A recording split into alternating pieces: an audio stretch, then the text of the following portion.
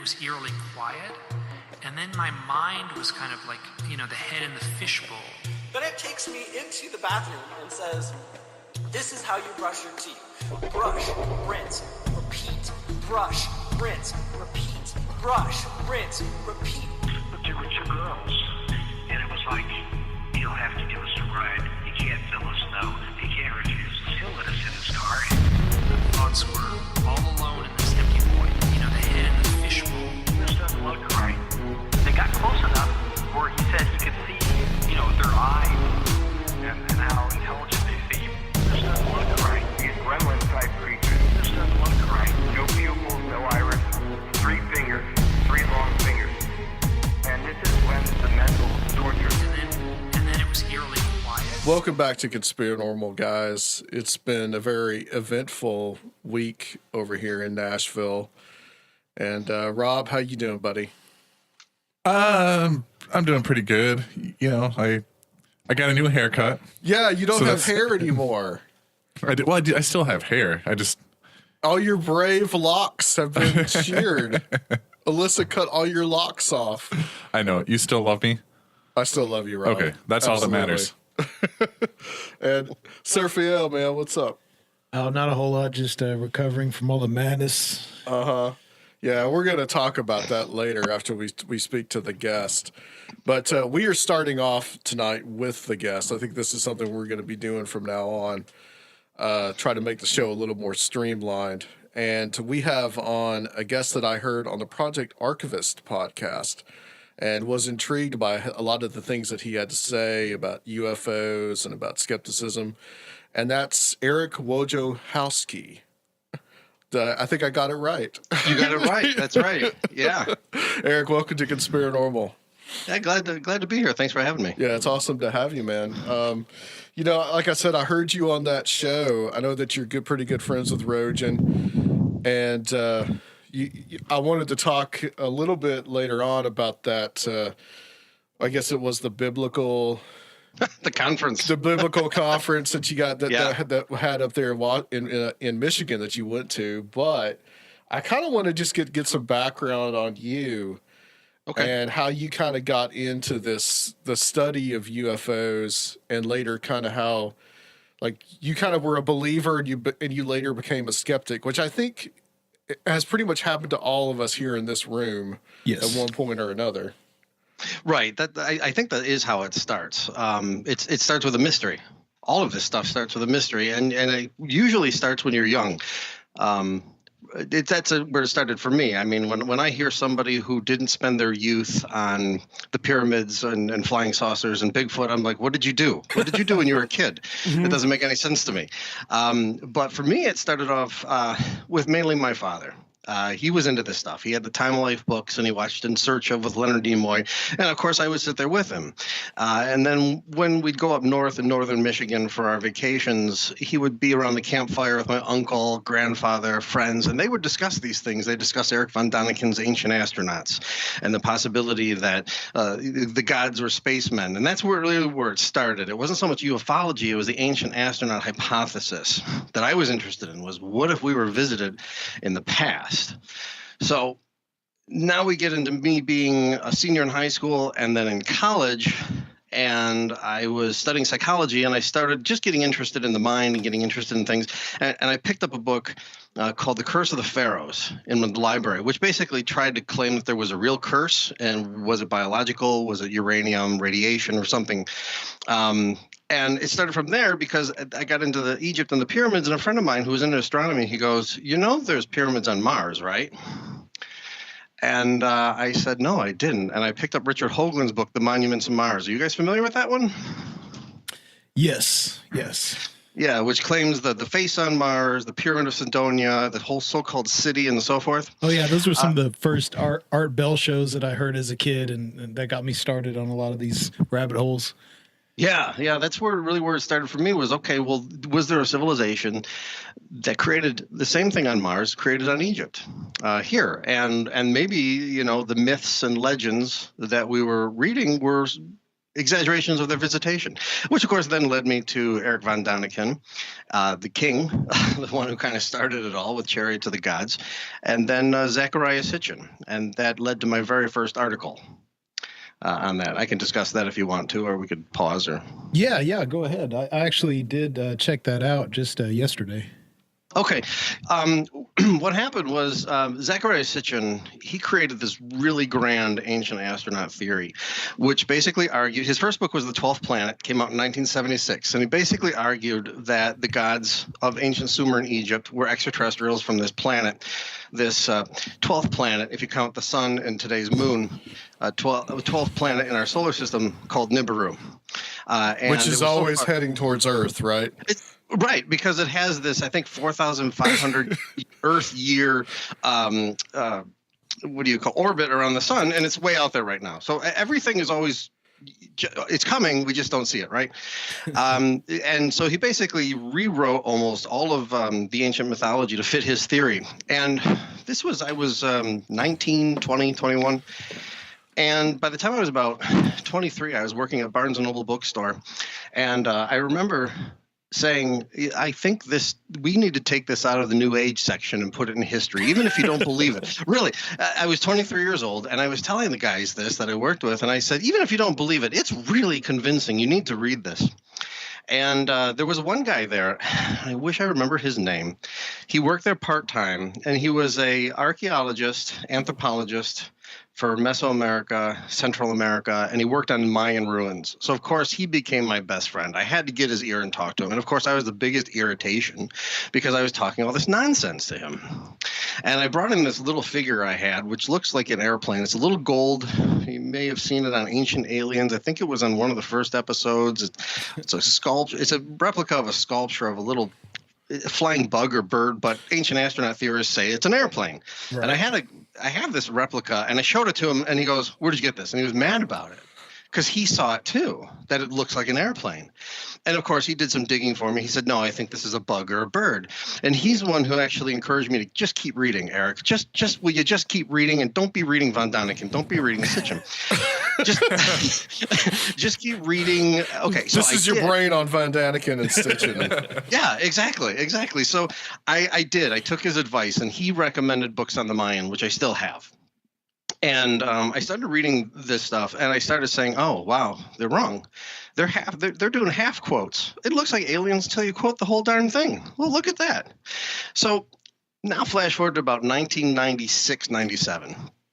And I'm part of the Ancient Astronaut Society. I believe that group folded in 1998 when the founders retired. Gene Phillips, and I can't remember who else was part of that, but they retired. And I believe that's where George Tsoukalos took over, who runs Ancient Aliens. Maybe there's a gap there somewhere. I don't know. But that's where I stopped paying attention, because around that time I had my name in the directory of the group, and I got a letter from somebody else in the group, the Ancient Astronaut Society, that said, "Why don't we form this study group to try to learn more about Sitchin's theories, and we'll kick it around. Let's be a study group, a Sitchin study group. And let's kick around the top 10 or 12 most convincing things." Well, I thought about it for a week, and then I wrote the top 10 or 12 most convincing things he was wrong. And I wrote that letter, and I sent it to the group, and I didn't hear from them, except for one person who wrote back saying I was wrong and didn't have any good reason why. But as I was reading my own letter to the group, I said, if I tweak this, I'll bet maybe Skeptical Inquirer will want this. So I did. I sent it to Skeptical Inquirer, and I got rejected. And then I sent it to Michael Shermer over in Skeptic magazine. And a few weeks later, I got a call, and it was him on the phone, and they took it. And that was my start. And I got published back in spring of 1997, or maybe 98. I can't remember. Maybe 97. So that's where that article started. So I've been I still read this stuff, but since that time, I don't think it's history. It does not belong on the history section at all, but I still find it fascinating. When it comes to UFOs, really, if you're into ancient astronauts, it's not a hard jump to jump into UFOs. Right. And that's the origins right there. Did you read like all the Sitchin books?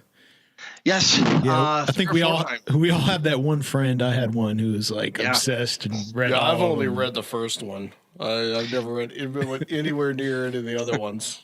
Well, I will tell you. Okay, if you like science fiction, Sitchin, he's up there with Dune and Star Wars, in my opinion. Oh wow, we could go on and on about that. We'll save that for another show. Yeah, but if you read, especially the third book, The Wars of Gods and Men, that is incredible. But it's not history. Right. Well, is your problem with so Dr. Michael Heiser? Are you familiar with him? I am. I've read his book, The Facade. Yeah. I've gone through. Okay. Yep. So I mean, he's very critical of Sitchin, but from like a very scholastic academic point of view. This where he says that nothing that he says he translated, all his translations are actually wrong, even to the point of saying that Sitchin just basically made everything up. So is your criticism of Sitchin from that, or more just like the possibilities of any of this are just totally remote? His translations, like I was saying earlier, he doesn't necessarily translate incorrectly unless you're going with the Anunnaki, but when he tries to translate something into space gods, if you take the entire quote, like from the pyramid text, which he uses a lot, it's not talking about certain things that you think he's talking about. He'll make it look like you're leaving the planet in a spaceship to go to another planet. But when you actually read the text, it talks about the pharaoh leaving in a bark to take off and to join the stars in the sky. Basically, because Ra was the king god and the king star. So he selectively quotes, like most or all ancient astronaut theorists, so that it fits his version of what's going on. But with Sitchin, and this is the biggest problem I have with the ancient astronaut theory, is where is the hard evidence? According to Sitchin, this group of aliens that he calls the Anunnaki, claims the Sumerians call them Anunnaki, and it's actually Heiser who points out there's no Anunnaki in any Sumerian literature. That word doesn't even exist. We're here from about 425,000 years ago, and then they left, or at least were still here around the time of Alexander the Great. So we're talking about 330 BC. So we're talking almost 400,000 years of occupying this planet. Now, if they have a space program for 400,000 years and they've only been gone for 2, we'd know it. Yeah. We've only had a space program practically since the end of World War II, and we've got so much garbage in the air that we can barely launch satellites without crashing into each other, and things are falling out of space. The Chinese space satellite just came down a week or so ago. You can see this stuff. If there were space bases and launch pads and rockets, where's all the debris? Where's all the evidence? Quite frankly, all we've got is a few stone pyramids and some people talking about it in mythological texts. I don't buy it. So that's my main complaint with Sitchin. Show me the hard evidence. And so an aside to that was, prior to actually trying to publish the article, I decided I would give Sitchin a chance to correct me if I was wrong. And I sent him a copy of the article, and I said, here's what I'm going to start sending around to publish. Could you tell me if I'm wrong? I want to give you the benefit of the doubt. And he wrote back a small, almost a 3x5 card. I was a bit insulted. I was like, really? He gave you an index card, huh? Yeah, it was like from the Rolodex of Sitchin. And I do believe it actually said something like that. I still have the letter where he returned it. This was back in the late 90s. This was, before I was using email. So I literally sent him a hard copy. He sent me the hard copy back. And this little note, basically from the desk of Z Sitchin, said, I'm returning this unread because I don't make a habit of writing or reading or commenting on unpublished material. I said, fine, let's go. Let's do it. And I ended up getting Michael Shermer, ended up picking it up, published it in Skeptic. I called Shermer after he gave me my courtesy copies to thank him for it, and it looked good, and the artwork looked good. And I told Shermer this story, and Shermer said, all right, send him a copy. I didn't. I figured I'm not going to. But Sitchin has never addressed it, as far as I know. I followed him for a number of years before he passed away, and as far as I know, he never even admitted or acknowledged I wrote it. So, wow, yeah. So, do you still have the index card with the letterhead? I do. I've got the envelope and everything. I totally would have kept that. That's awesome. Oh yeah. It's funny. It's like a small little rip It's like a sticky notepad. I was like, oh, okay, whatever.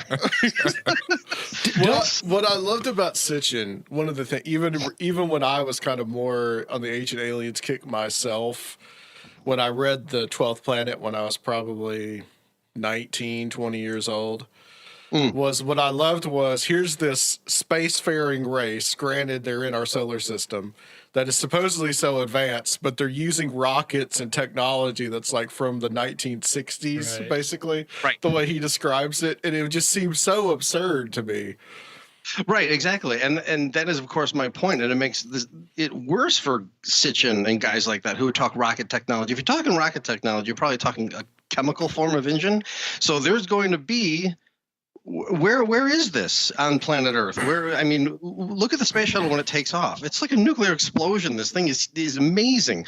Where is all this stuff? Where's all the mining that went on? Where'd they get the petrol from? And if it wasn't petrol, what was it? I mean, nowadays, ancient astronaut theorists who try to propose that there's an anti-gravity thing, that looks a lot better for them because that would be less ruins and so forth to have to leave behind. But chemical engines, where is it? Where is the burn marks or the anything? I definitely understand those advanced as they were. They had that weakness for Earth women, and I think I understand that. And that's the thing. It depends, whether or not you're going. Okay, this leads to the conference that Ro and I attended about a month ago, where we had biblical creationists that were bringing in the UFO phenomenon, trying to explain what abductions were and mating and so forth. They were splicing genes. It depends on where you fall with this. Now, if you're an evolutionist like I am, this makes no sense. Two species developing on two different planets. The chances of evolutionarily developing to the point where you could crossbreed are almost impossible. Think of trying to crossbreed a human with a tiger and making not a liger, but whatever it is. You're just not going to be able to do that. So imagine another species that doesn't share any of our DNA or history or our atmosphere or plant life, if there is any, emerging on a different planet and then coming to visit us and then going, oh yeah, I want a piece of that. And I'm going to, Well, not only that, but they probably don't have DNA. They would have something similar, but it wouldn't even be, it would be something unique to their environment and their, the growth on whatever planet they came from. Sure, unless it's all like Star Trek, though. Whatever building blocks they're working with. Yeah, I mean, and who's to say they're even a carbon-based life form? Maybe they're phosphorus-based. Don't they explain that as being that humans were actually genetically engineered to a certain point by them? Yeah, but even then, we're not genetically different from other, from like the our primate cousins and whatnot. Right, exactly. If we could actually do in fact, Tyler Kochjon, you may know the name, microbiologist, University of Arizona. He's done some work of alien abductees, and he's constantly saying, look, just do a DNA test. That's all we need to do to find out if there's anything in there that is not of this earth. And all these people who claim that they're half alien or half alien and human hybrids and so forth, we can settle this real easy. We don't have to be doing hypnosis and fancy tricks. We could do real hard science with a blood test. That's all it would take. And generally, they don't want to do it. So the same thing with, if you want to find out if we are if we're so different from our cousins, the chimpanzees we're closest to, like 98% same DNA. We should find something in the DNA that's literally alien. And so far we don't. Everything's easily explainable by natural selection and evolution here on this planet. Again, I've heard the claim for junk DNA, but I think people don't really understand what that means. But that's another thing too. Okay, junk DNA. All right. There's one thing to say I don't know, and it's another thing to go aliens. Mm-hmm. Okay. So saying I don't know is something that a lot of people have to just do. Okay, there's junk DNA. There's stuff. I'm not a biologist. I'm not a microbiologist. I don't understand it either. But I'm going to go with the experts who do. And they say that there's nothing off-world here. I'm going to go, okay, and until there is, and until you guys find it, I'm going to go about and do something else. Another question. Well, question I wanted to ask. That this is getting into a little bit about the book, although we're not. It is a fiction book, so we're not going to talk about too much about it. But you had one question I wanted to ask you was the You told me that you wrote that book for the UFO community. What do you mean by that?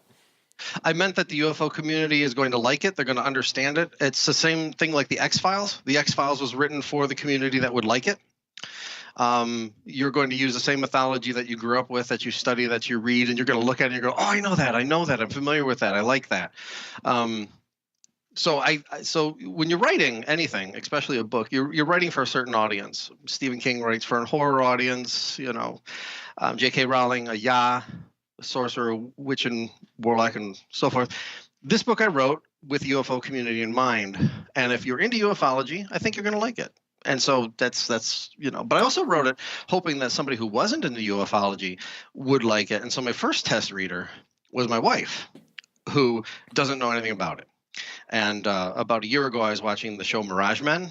I don't know if you're familiar with that one. A great documentary about Paul Benowitz's affair and so forth back in the 80s. And my wife looks at me and she goes, "You don't believe this, do you?"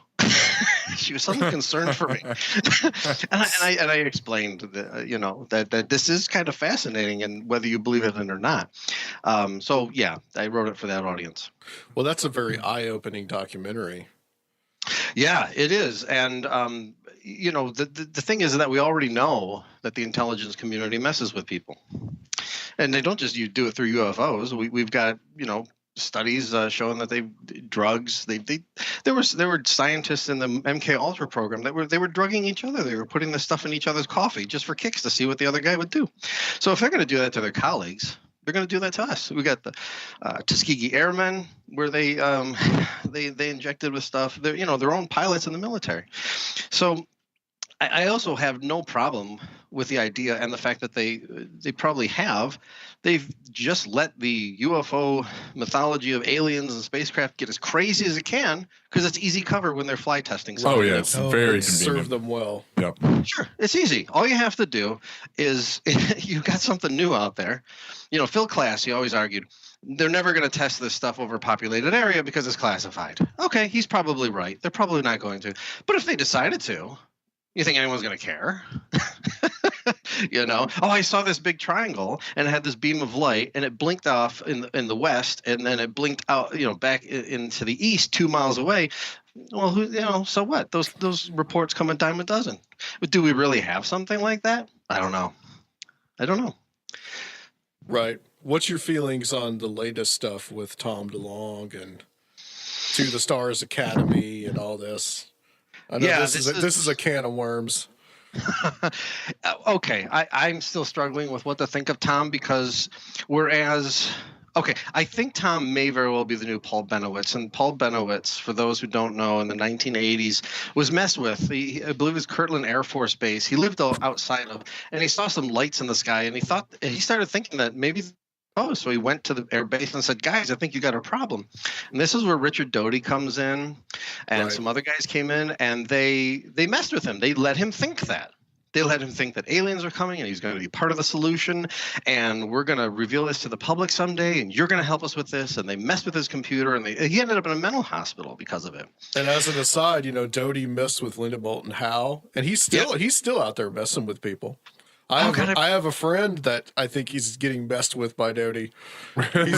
He's very leery about Doty. Doty just contacts him out of the blue and asking him questions. Yeah. You see, Doty was supposed to be this October at the Philadelphia UFO Fest conference, and I was going to go.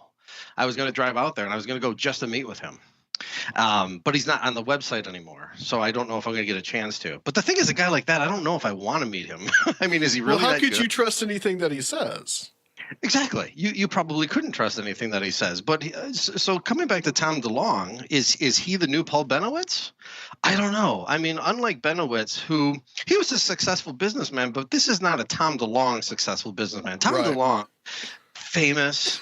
Whatever you think of Blink-182, I like the music, back in the 90s, I have several of the albums and so forth. He's got the money. This can't be about money. So what is it? Well, it could be, I think it could only be two things at this point, maybe three. The first and the most charitable one would be that he really does believe this, and everybody else he works with believes this too. And he thinks he's got insider information, but all he's got is the same stuff you and I are working with. He even admitted when he was on the Joe Rogan show that he knows his stuff. He knows his stuff because it's the same books that we've read. But he claims he's also got insider people who know this stuff. But he's working with Hal Puthoff. He was part of the Pentagon's program. He's working with Luis Elizondo now, who claimed to run the UFO Pentagon program that was just shut down in 2012, allegedly. That seems to be more of a hobby than a real program. So do they really believe what they're doing? I don't know. The second possibility is that they are being messed with. He is the new Paul Benowitz. For what purpose, we don't know. Did he stumble upon something and they decided to mess with him and throw him off track? I don't know. That's something that history might tell us. And the third possibility, and I hate to say this about anybody, is that he might just simply be a pathological liar. And there are people that, despite no matter how popular they are, no matter how much they've achieved in their lives, they just got to be bigger. They got to know stuff that other people don't know, and they just got to play that game, and they may not even be aware of it. I think Dr. Stephen Greer is that way. Yeah, I'm pretty sure that that's his case. Who has blocked me on Twitter, so I can't tell him. I was reading your article Surfiel sent to me that about you talked becoming about Corso fantastic. Yeah, exactly. That was really cool. Yeah, thanks. That article was a personal quest. How could a guy like Stephen Greer do that? How could a guy like Philip Corso do that, or Robert Dean, or anybody who's really impressive? In my opinion, he got an impressive career. Now, why would you go and say these things? Well, the only conclusion I can come up with is either you really believe it, and hopefully you're harmless in those beliefs, because we don't want you going Heaven's Gate on us, or you're a pathological liar. That's the only conclusion I got. And Bob Dean is no longer in the UFO community, and Philip Corso's passed away, and Greer blocked me on Twitter, so I can't talk to any of them. Well, have you followed the whole Larry Warren issue that's going on right now? Tell me about that. Well, Larry Warren is the guy that wrote. Peter Robbins co-wrote the book with him, Left at East Gate, right, about the Rendlesham Forest incident. Okay, I haven't read that book. No. Of which there was always this debate on whether Warren was there. I mean, Rendlesham is it's a cluster, man. I mean, there's so many people saying so many different things about it. And you have what Colonel Halt said, well, Warren was never there, and they defended themselves writing this book back in the late 90s. And then Larry Warren started to put out weird pictures of himself with John Lennon, saying that this was taken right before he died, which Warren would have been about 18, 19 years old, and he looks 40 in the photograph, and it's all Xerox copied. It's pretty much to the point now where they have found out that Peter Robbins said that he was done with Larry because Larry he could not substantiate any of the claims that were in the book. Yeah, he felt he needed to separate himself from it, even though it's been something he worked super hard and really long on, because he lost faith in the project. So he's pulled Left at East Gate, or requested the publisher pull Left at East Gate from publication, and they have now. So yeah, I'm familiar with the book. I have not read the book. I'm familiar with the case, just the outline. I can't tell you details.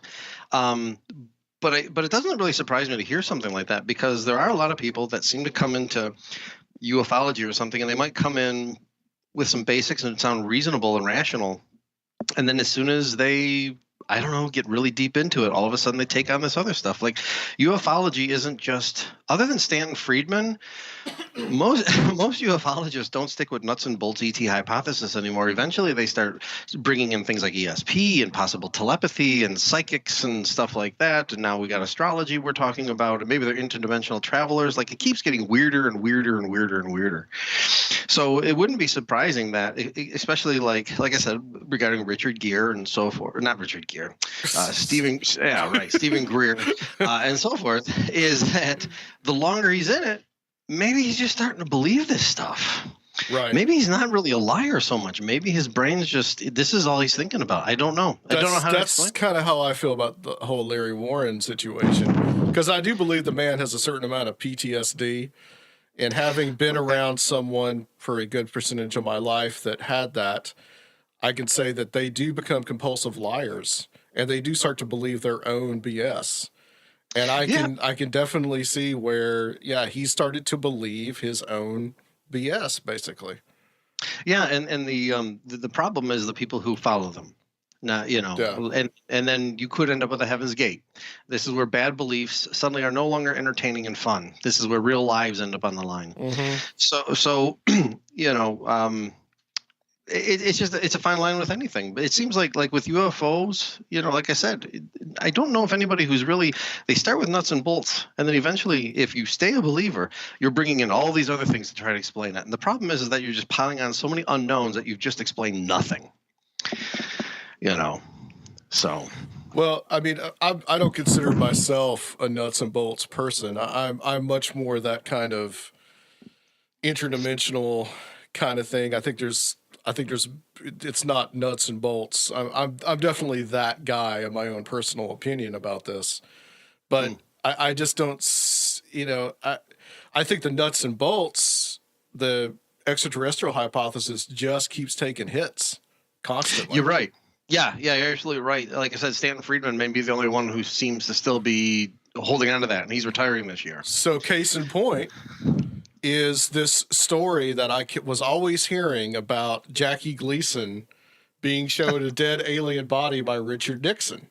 Right. Well, I was like, back in the day, I was like, man, that's got to be proof. Jackie Gleason wouldn't lie. That's right. But you know where that story comes from, apparently? It comes from Larry Warren. Oh, okay. So it's like one more chink in the armor just keeps, it just keeps getting weaker and weaker. Yeah, I'm not sure if one of the reasons why the nuts and bolts ET hypothesis is failing I think it's failing because there's just no proof, despite Stan, who has given the same speech for 10 years now or whatever. Yeah. The intergalactic Watergate. Yeah, right. The yes, he says something like Cosmic Watergate. Yeah, Cosmic Watergate, yeah. Cosmic Watergate. But everybody else has moved on, as you were saying, possibly interdimensional, possibly this, possibly that. I've even seen Bigfoot thrown in, that maybe Bigfoot is an alien and he's an interdimensional being. It's almost like we don't have any proof. We got an intelligence. So what we're going to have to do is figure out why we don't have proof of this intelligence. And so maybe it's because it's so out there and so difficult. The question that I need for me is, first of all, we have to demonstrate that there is another intelligence. And then we can start putting properties on it. It's like the question of God. We have to prove that there's a God. Then we can start talking about whether he's good or evil, or whether he cares about us or doesn't.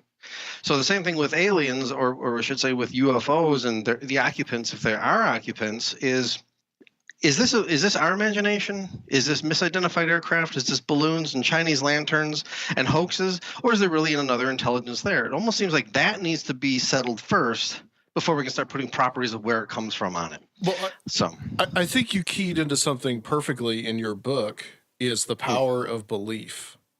Yes, that's true. All this stuff, it is not science. It's just beliefs. It's just what people believe. Like, I have my own set of beliefs about what it is.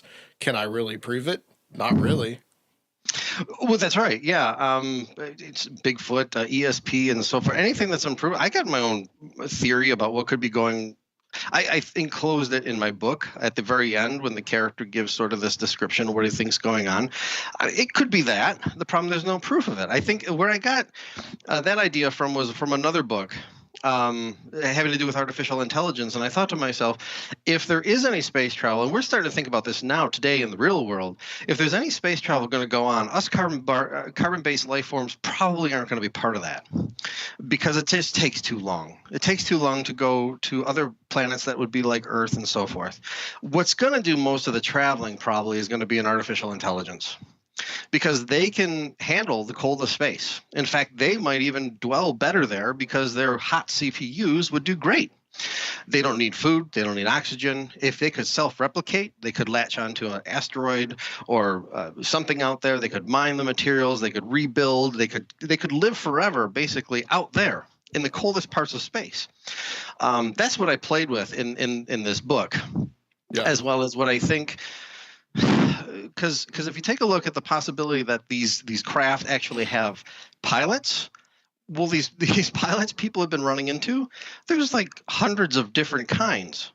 Okay, so if there is another intelligence coming here, whether it be from outer space or interdimensional travelers, are we prepared to accept one species or hundreds of species? Because if you're going to accept hundreds, every time you accept more than one, the probability seems to go down, I would think. Right. Sort of like if you're out there Bigfoot hunting, and people have seen, or there's reports of 20 different humanoid creatures from 1 foot tall to 20 feet tall.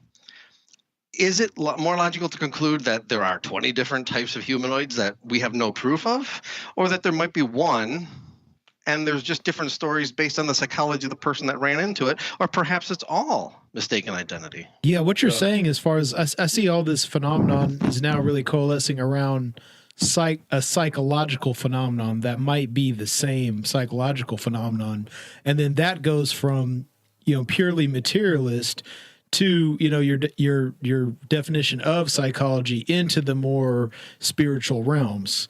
So it's kind of that whole continuum. Yeah, I think that one of the best books that I ever read that it suddenly clicked. Like a light bulb went off, and I said, I think I understand the alien abduction phenomenon. And I think I understand the stories from religion of people meeting gods and heroes of old. And it's this book by, I'm going to say the name wrong. It's Mircea Eliade. Could be Mircea Eliade. He studied religion. It's the book called Shamanism. And if you study shamanism, you'll find out that what shamans have been doing since the beginning of time to the present is they're creating their own experiences that when they describe them, they sound just like the meetings of alien abductees, contactees, right, people who met with gods. And it's clearly, you're sitting there around the camp. I've never experienced it, but the anthropologists who have recorded these things, they're sitting there right in front of the guy and they see he's not leaving. He's not boarding a craft at all. He's not disappearing into some other dimension. He's sitting there in his own head. He comes out of this dreamlike state half hour or an hour later, and he tells the story of where he went. Well, everybody there saw he didn't go anywhere, but he believes he did. He went to the spirit world. He went to the second heaven. He went to the seventh heaven or whatever. Nowadays, I think that the alien abduction phenomena is just simply a space age version of that. I agree. And, yeah. So we know that we're dealing with psychology where we get a little bit weird. So when it comes to alien abductees, I think we could chalk it up to psychology. Where it gets a little bit weird, and psychology may not answer it all, is when I hear a story like this. Somebody tells me that they were driving down a road and they were by themselves and it was late at night and there was nobody else around. And they saw a light in the field. And as they approached it, they got closer and they saw that several hundred feet away in the field was this craft, and it was about 30 feet in diameter with lights going all around it, blinking. And down below it were these 3 creatures about 2 feet high wearing yellow overalls, and they were digging things out of the ground. And they were putting things in these buckets and tubes and canisters, and I couldn't believe my eyes. And I got out of the car and I saw this thing. And they looked at me and they seemed to get scared, and they ran up this ladder into their ship, and it took off and light speed and disappeared into the clouds, and I don't know what the hell that was. That's a real story. Yeah. Now I've what heard is it, that? Yeah. So what is that? Okay, is it's too easy to just say the guy made it up. Or the Italian guys that came down from space and asked for water and give the guy pancakes. That's another one. Exactly. Oh Yeah. What do we do with that? One of my favorite stories are the stories of anchors getting caught in church doors from the 1600s and during the I can't remember where it was in Europe somewhere, but these people in church, they claimed that they heard clattering outside. They went out of the service and they went outside and they saw an anchor stuck in the church door, and they looked up the rope, and the rope was going all the way to the sky, and in the sky was this airship, and these guys on the ship were yanking the rope trying to get it dislodged, and they finally couldn't do it, and one guy jumped from the ship and swam through the air as if swimming through water, down, got the anchor, tried to get it loose, but apparently drowned as if he was in water. So the other sailors, or whatever you want to call them, up on top of the ship, they cut the rope, they did away with the anchor, and they flew away. And the interesting thing about that story is that the townspeople buried the body. I want to see that. Do we know where that was? Do we have any records of where that is? Jacques Vallée has that in his Wonders in the Sky book, but I've read that in other things too. So what do we do with stories like that? This isn't just one person in their own head. This is a group of people who claim to have seen this. I don't know what to do with stuff like that. And it's one of the reasons why I keep reading this stuff. It's really interesting. Yeah, it's fascinating and it's entertaining as hell. It's the high strangeness stuff.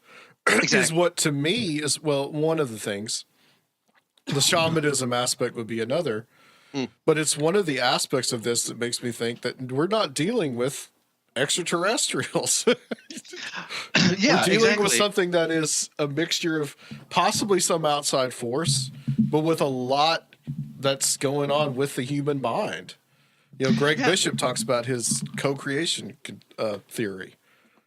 Yeah, it's an interesting theory. Is it provable? I don't know. Like I said, we have to almost prove that there's another intelligence before we can then start putting properties on it.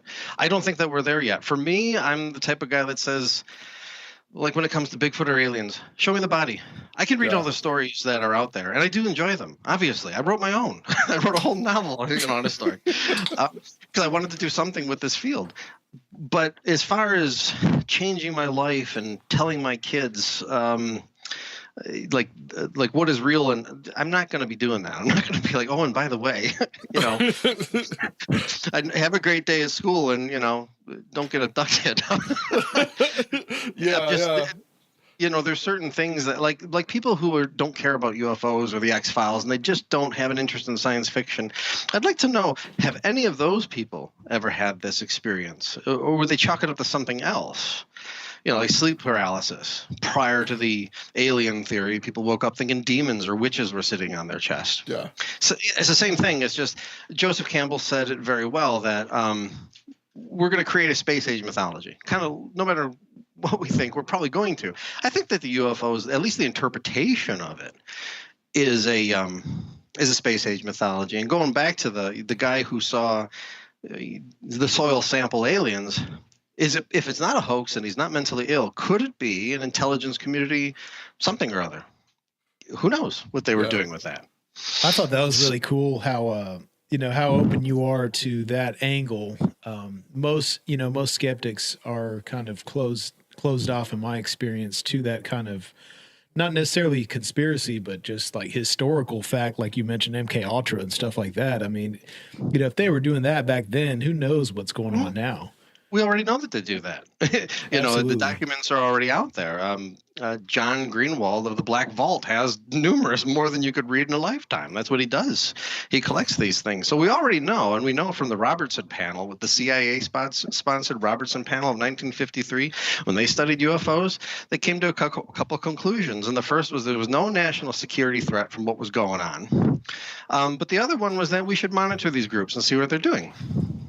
And one of the things we do know is the FBI did kind of get together and check out some of these groups. One in Detroit, in fact, they checked into these groups because a lot of UFO groups, especially the more cultish groups, they're more communist in nature, or I should say socialist and sharing, as opposed to a capitalist mentality. And they were concerned that these groups were sort of being infiltrated by the communists, so they were spying on them just to make sure that they weren't a communist threat. Yeah, what else was going? Yeah, there's Aaron Gullius talks about that in one of his podcasts, the Saucer Life. He talks about that, the FBI being he interested in that Detroit group.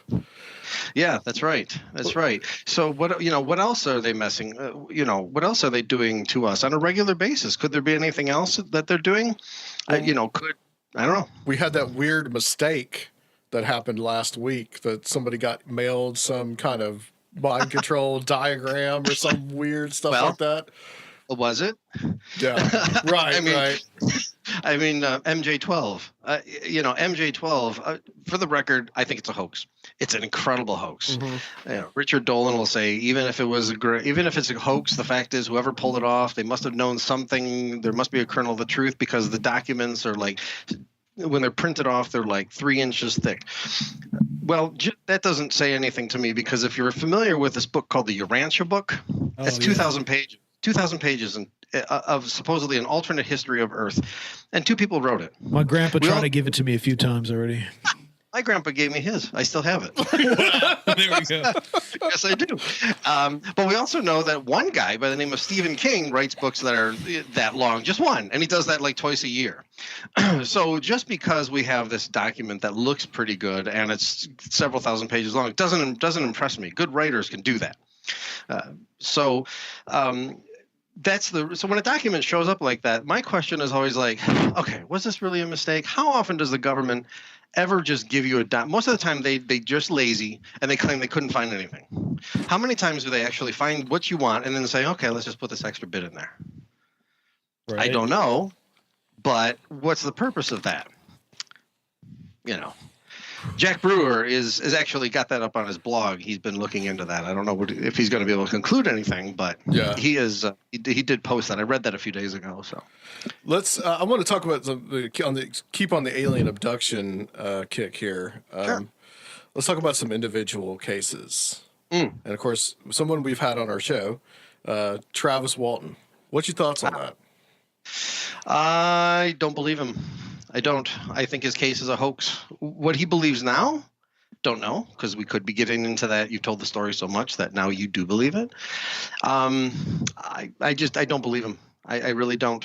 Have we ever had a case of his that is like it since, where a guy disappears for 4 days? I mean, of course, that could be that maybe his case is because it's so original, it's a real one. But once again, all we've got is stories. And we also have, as far as I'm aware, a National Enquirer payoff of $10,000 for having the best UFO story that these guys got. Beating a lie detector test doesn't impress me. People do it all the time. There's some simple tricks for it. So, Fire in the Sky, good movie. But it's, Travis Walton, I don't buy it. I just don't buy it. Once again, show me the body. People can tell me stories all day. Same goes with Bob Lazar without an Area 51. What do you think? Why do you think that? Why don't you buy it? Like, what would be a Travis good Walton? reason? Yeah, financial gain. He's clearly still making money on it. He shows up at UFO conferences. Fire in the Sky, the movie. As I said, as far as I'm aware, a National Enquirer had a prize, best UFO sighting, best UFO story, $10,000. They got it. But do you think that they pulled it off to specifically do that, or did something else happen and then that all kind of fell in line later? I'm going to have to say I don't know. Yeah. I mean, it's possible. I mean, because I know what Class said, and there's, I've heard some bad things about Class in relation to that he tried to bribe one of the guys to say that it didn't happen. I've heard that before too, but I don't hear much like a differing opinion on it. So that's kind of why I wanted to ask you about it. Yeah. Well, once again, I'll give him the benefit of the doubt and simply just say, I don't know. Yeah. If I'm cornering the wall and you say, give me what you think, I'm going to say, I think you're lying. Why you're lying? There's a financial motivation, but I can't prove that that's why you did it. But people tell stories all the time. Let's go back to, Stephen Greer and so forth. Why would you do this? Are you a pathological liar for financial gain? Do you just want some notoriety? Tom DeLong, you're a rock star, man. You got millions. Why are you doing this? Yeah. Don't know. I don't know. But again, without the hard evidence, without the proof, I'm going to just have to say, I'm going to wait on it. You got to provide it. You're the one who brought the claim. You got to bring the proofs. By the way, Eric, something special tonight. We have the return of Luke. Luke has made a rare guest appearance with us tonight. I wouldn't exactly call it special, but All right, so we have Luke on the line then? Yeah. Whoa. He has his fans out there that demand his presence every now. Yeah, like 3 of them. Awesome. He gets more Facebook requests out of this than I do, and he doesn't even come to the show anymore. All of my friends from Conspirinormal are just metalheads. That's true. They want to talk about metal with you. Okay. I saw some post about that metal, something going on there, but hey. Betty and Barney Hill. I don't think they're lying. I think that they are products of hypnosis and suggestion. I understand Betty Hill was already into UFOs, despite to the contrary. And Barney, he underwent hypnosis and just sort of kind of just went with it. When you go through hypnosis, in my opinion, your story is no longer valid. Yeah, because I agree. if you put somebody in a suggestive state and you want to get to the truth, that's just stupid. It just makes no sense to me. Even Sigmund Freud gave up hypnosis because he realized it didn't work. And so whatever really happened is lost to history. And in my opinion, that case is over. There's nothing else that we can learn from that case. So, I mean, this is why I think that some people, I think his name is Mike McClellan. He's got the Owl book out. Mike McClellan, yeah. He was our last guest, actually. Yeah, I haven't read it. I want to read it, but I haven't read it. It's on my list. His story is interesting to me because he has not undergone hypnosis. And the people who haven't undergone hypnosis are the people I'd rather hear from. Because once you do, and you come out of it, your story is now tainted. It's over. It's like a person who's – go ahead. He says that he has had hypnosis, but he got nothing out of it. Yeah. Like he doesn't even remember what he even said. It really wasn't effective. But everything that he remembers is not from a hypnosis session. Right, and that's what's impressive is that he kind of had his story before hypnosis, as opposed to somebody who had this vague memory of I can't sleep very well and I've got a scoop mark. Now we're going to go through hypnosis, and now we got a full-blown abduction story. Mm-hmm. It's sort of like when the police arrest a guy, and it turns out he's totally innocent, but 2 hours of interrogation, or perhaps 12 hours of interrogation, he's got a written confession he committed the murder. That guy's memory is screwed. It's over. Yeah, kind of like the West Memphis 3 and all that. Yeah. So the same thing. Once you undergo some kind of traumatic stress, and I'm not talking about the abduction or what led to you thinking that. I'm talking about an interrogation or a hypnosis session. Your memory of that event, your story, I'm sorry to say, is no longer something that I can study because we have just mixed fantasy with reality. And what really happened to Barney and Betty Hill lost to history. That's my opinion. Yeah, I think they might have been messed with. Could have been. I don't. It's only circumstantial evidence that I have to prove it, but I think that to me, I'm like 75% sure that they might have been messed with. And if they were messed with, who were they messed with? Could it have been, did they stumble across an intelligence community thing late at night out where they thought that nobody would be, and here they are, so it's like, we got to do something? Or I think what happened was that they were a mixed race couple in the early 60s. They were civil rights workers.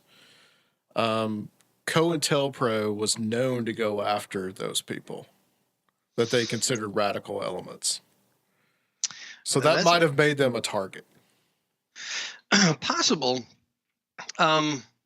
And I'm not familiar with this, so my next question would be like, if they did do that, the purpose would possibly be to what? So discord, so that nobody would listen to them anymore, they would lose credibility. But I don't think that happened. So did it work? Or is it a possible failed experiment? Or is it possible it's that kept none the of UFO train going? Well, yeah. But it's possible that nothing happened to them at all. They simply arrived, as far as I know, they simply arrived at their destination late and tried to figure out why. And that's the story. That's the origin of it. Yeah. And the next thing you know, they're going through hypnosis and they come up with a reason why. Well, that could have been where they were messed with. Could have been. Yeah. What was the psychologist's name? The psychologist who did the hypnosis never believed they were abducted, despite their stories. And I can't remember his name. But right. The author of the book, there's some interesting things about him, too. But I'll leave that for I've already talked about that in other episodes. But disclosure. Yeah. Since we're on the kind of the title of your book, Chasing Disclosure, which is actually kind of cool because it's like a book within a book in a way. I like how you did that. Thank you. This whole movement for disclosure, you hear about it all the time, and this has been a big thing with the Tom DeLong people now too. What is this desire to have this disclosure? And it's, I have made the point too that disclosure is almost like biblical prophecy. They're always saying it's going to happen and then it never does. Oh yeah, the rapture. The world was supposed to end. I think. In fact, according to one group, I think the Christian group, the world was supposed to end today. It did not. Oh. They postponed it to the fall. It's always in October around Halloween. Yeah. Give it Okay, another so 6 months. Sweep it under the rug. Sure. Yeah. Sure. What do I personally think about disclosure? There's nothing to disclose. I believe if you read the government documents, despite what Richard Dolan will say and some other people will say, Dolan thinks that there are people there that know, and they're not saying anything. When I read the same documents, I'm getting confusion. I'm getting these guys throwing like this general and this admiral and J. Edgar Hoover throwing these letters, going, "What is that? The hell is going on? What is this? What just buzzed us? What flew over that airbase? Was that anything I need to be worried about? Do you guys know what that was?" They are just as confused as you and me. So I don't think there's anything to disclose. Not to mention the fact that how many people really work for Lockheed and Boeing and have worked at Area 51. I'll tell you a little Area 51 story shortly. And how many people have worked on this stuff, and yet no one's talking? Secondly, WikiLeaks. We live in the WikiLeaks generation. We live in the generation of Edward Snowden. And yet despite all of this, nothing. Despite John Greenwald trying his damnedest at the Black Vault, nothing. We have absolutely nothing that's concrete that says these guys, there's some group in government knows any more than you and I or Tom DeLong. On the biggest story in the history of the world, pretty much. Yeah. I don't buy it. Again, show me the body. All the documents that I've read, government documents, are these guys throwing their hands up going, what the hell is going on? And except for a few memos, like the Twining memo is real interesting, where General Twining basically replied to another general and said, flying saucers are real and these things can maneuver like crazy and so forth. And people have said, aha, there's proof. He just said it. I don't think so. I think that when Twining wrote the memo, he was recording his findings at the time. Unfortunately, he's not alive anymore, but my next project I'd like to get into is everything I can find on Twining, perhaps interviewing family members that are surviving today, people that knew him, to find out towards the end of his life if anybody asked him, and what did he really think? Because a lot of times people think those things. This is what it is, and that's what it is, and then years later they come to the conclusion, I was wrong. Did he ever feel he was wrong about that? All we've got is initial finding. We don't have anything from the future. You know what I mean? Yeah. Nothing else is written. Yeah. Yeah. I mean, he ended up going on to be, I believe, part of the chief of staff and so forth. So he ended up promoting. So it's not like they thought he was crazy or anything. But towards the end of his life, did anyone ever ask him, hey, you wrote this in, I don't know, what was it, 48? Maybe later, 49? Now it's 1950 something. We're in Korea and Vietnam's around the corner. What do you think now? You know? I don't know.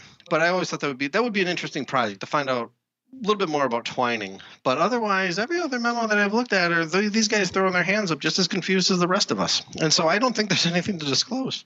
Not to mention the fact that, let's look at it this way.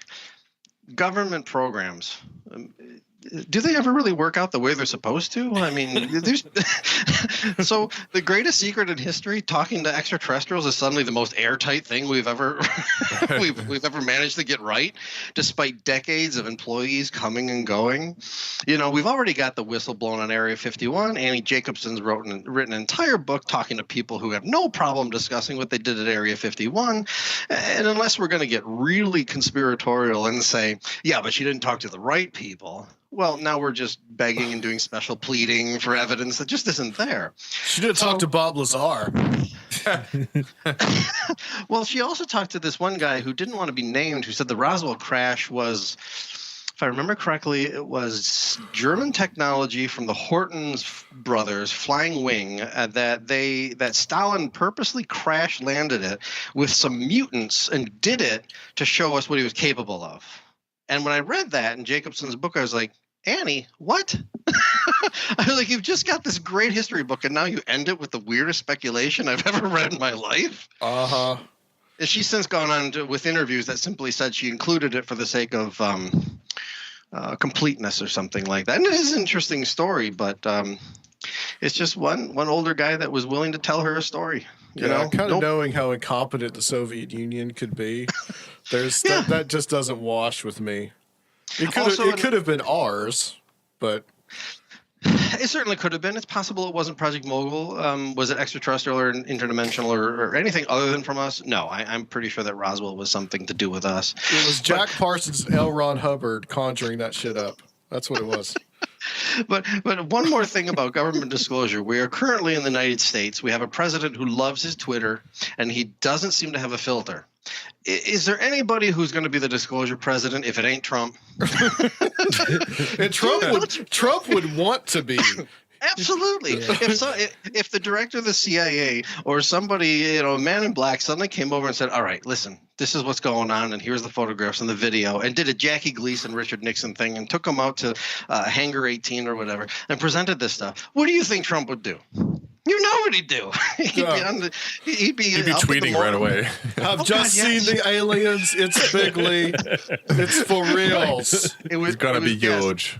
It was a bigly saucer, and we had a great conversation. And it's too bad the fake news media is sad, And they like strawberry ice cream. Right? We've got the technology. Yeah. So, from Bob Lazar to Travis Walton to government disclosure. Okay, just show me the bodies. If we can't do that, then it's all talk. And we've got talk everywhere. And it's interesting campfire stuff. Now we're back to me hanging out with my dad as a kid around the campfire talking about this stuff. Yeah. I'm still no closer than I was now 40 years ago, except I've published a book on the subject. About you hanging out with your dad around the campfire, there is definitely a folklore aspect to all this. Oh, yeah. It's modern day folklore, in my opinion. Oh, yeah. I still remember just sort of sitting there and talking about von Daniken's theories that the pyramids could have been built by aliens. And I still remember the story, a Neanderthal skull found with a bullet hole in it. Well, 30,000 years ago, who was shooting? I've since looked that up. I actually looked that up. And it, of course, turns out that there is a Neanderthal skull with what looks like a bullet hole, but upon examination, it's not a bullet hole. But at any rate... I think this is a good. I just want to interject real quick and say that's exactly why I treat all of this stuff the same way I treat most things in my life. I take a very agnostic approach to everything. It's ideas are fine. It's great to have these ideas. Like, hey, what about this? What about this? Okay, because you can change an idea without any problems. But when you dive into it and you start having faith or having beliefs built about any of this stuff, that's when it starts to become dangerous, and that's when it starts to become hard to have conversations even about it. You know what I mean? Because it's... Oh, yeah, certainly. There is no grounding fundamental proof for anything. So having the ideas and, sitting around the campfire shooting the shit about it, that's fine. That's one thing. But when you start to, build your, whole philosophical, foundations on these things, that's where you run into a lot of trouble, I think. Oh, certainly you risk becoming a religion. There's a number of books out there now that talk about UFO religions, Rallians, Urantians, the Heaven's Gate. I do believe that there's still some around. I don't know if they practice anymore, but there's some that survive that. Good book came out back in 1994, I believe. It's called The Gods Have Landed. It's all about this stuff. It's really pretty fascinating. There's a couple others about UFO religions. And once again, it's a space age grafting on the older archetypes. The gods are no longer living on Mount Olympus or beyond the moon or, out amongst the stars. Now they come from the stars or they travel through other dimensions, whatever. But the communication still seems to be the same, which is always abductions of some sort. You go back to Greek mythology. What was Zeus doing? He was turning into creatures and abducting human women, and he was having sex with them. That's the same thing. Right. Yeah. Exactly. So what, nobody believes in Zeus anymore. Why are we believing this is going on? What was your Area 51 story? Okay, maybe it's more interesting to me, but I'll tell it anyhow. I worked at the district court, or I'm sorry, the circuit court in St. Clair County, which is Port Huron. It's in the Thumb area of Michigan. And the district court, the community service coordinator, the guy who got people working community service when the judge would sentence them, he was retired Air Force, and he worked out in the Las Vegas area at the Air Force Base where planes would go to Area 51 and come back. And when I found out about that, he became my best friend. Because before I was really skeptical and stuff, I was more on the verge of believing that there could be something in Area 51, possibly aliens. So I needed to pick his ear. So every time he'd go out to smoke, I'd be right out there next to him. I'd be like, come on, tell me what's going on. Tell me, what'd you see? Just anything. Give me a kernel of just something. You were there for 10 of your 20 years as the Air Force. Tell me something. He told me this. He said, I'll tell you what, Eric. He goes, when something's secret or a mission is top secret, these guys will tell their wife, or they might have too much to drink and tell their buddy. But he goes, these guys at Area 51, they didn't talk about anything. He goes, I can't tell you. I honestly can't tell you one story. Now, if he was covering, I don't know. But that's as close as I ever got talking to somebody who knew something about what was going on in Area 51. But, of course, that was back in 98. Yeah. And here we are less than 20 years later, and Annie Jacobson's book comes out, which basically says, unless you want to believe a deep conspiracy she knew nothing about, everything you need to know about Area 51. But that's my Area 51 story. It just makes sense to me that these people are they're military, they're ultra patriotic. You know, I mean, I have a relative now that's in the military, and you know, he's in the Navy. I mean. And he doesn't talk about he can't tell me certain things. And it's mundane stuff. I mean, it's not like, you know, it's just operational stuff. So it's just, you know, they don't want the word to get out to the Chinese or the Russians or, you know, it's the loose lips sink ships, you know, mentality from World War II. Yeah, sometimes when that person does finally come out and talk, or 20 years later, the people are gone. Like the JFK documents, good example, just came out right last fall. All these documents that were withheld for decades, everybody jumped on them to find out. We find out they're nothing. Why were the government holding on to them? This was nothing. This didn't solve anything. It changed nobody's opinion. So yeah. There's secrets in the military and there's secrets in the government, and they might be just so boring, but at the time, it's important. And after enough time passes, what does it matter anymore? Which might be why Area 51 ain't a big deal anymore. MK Ultra ain't a big deal anymore. Things like that. You know, eventually, you know, the stealth bomber, you know, was a big deal. That could be a reason for some of the triangle sightings back in the 80s. Mm-hmm. We all know about it now.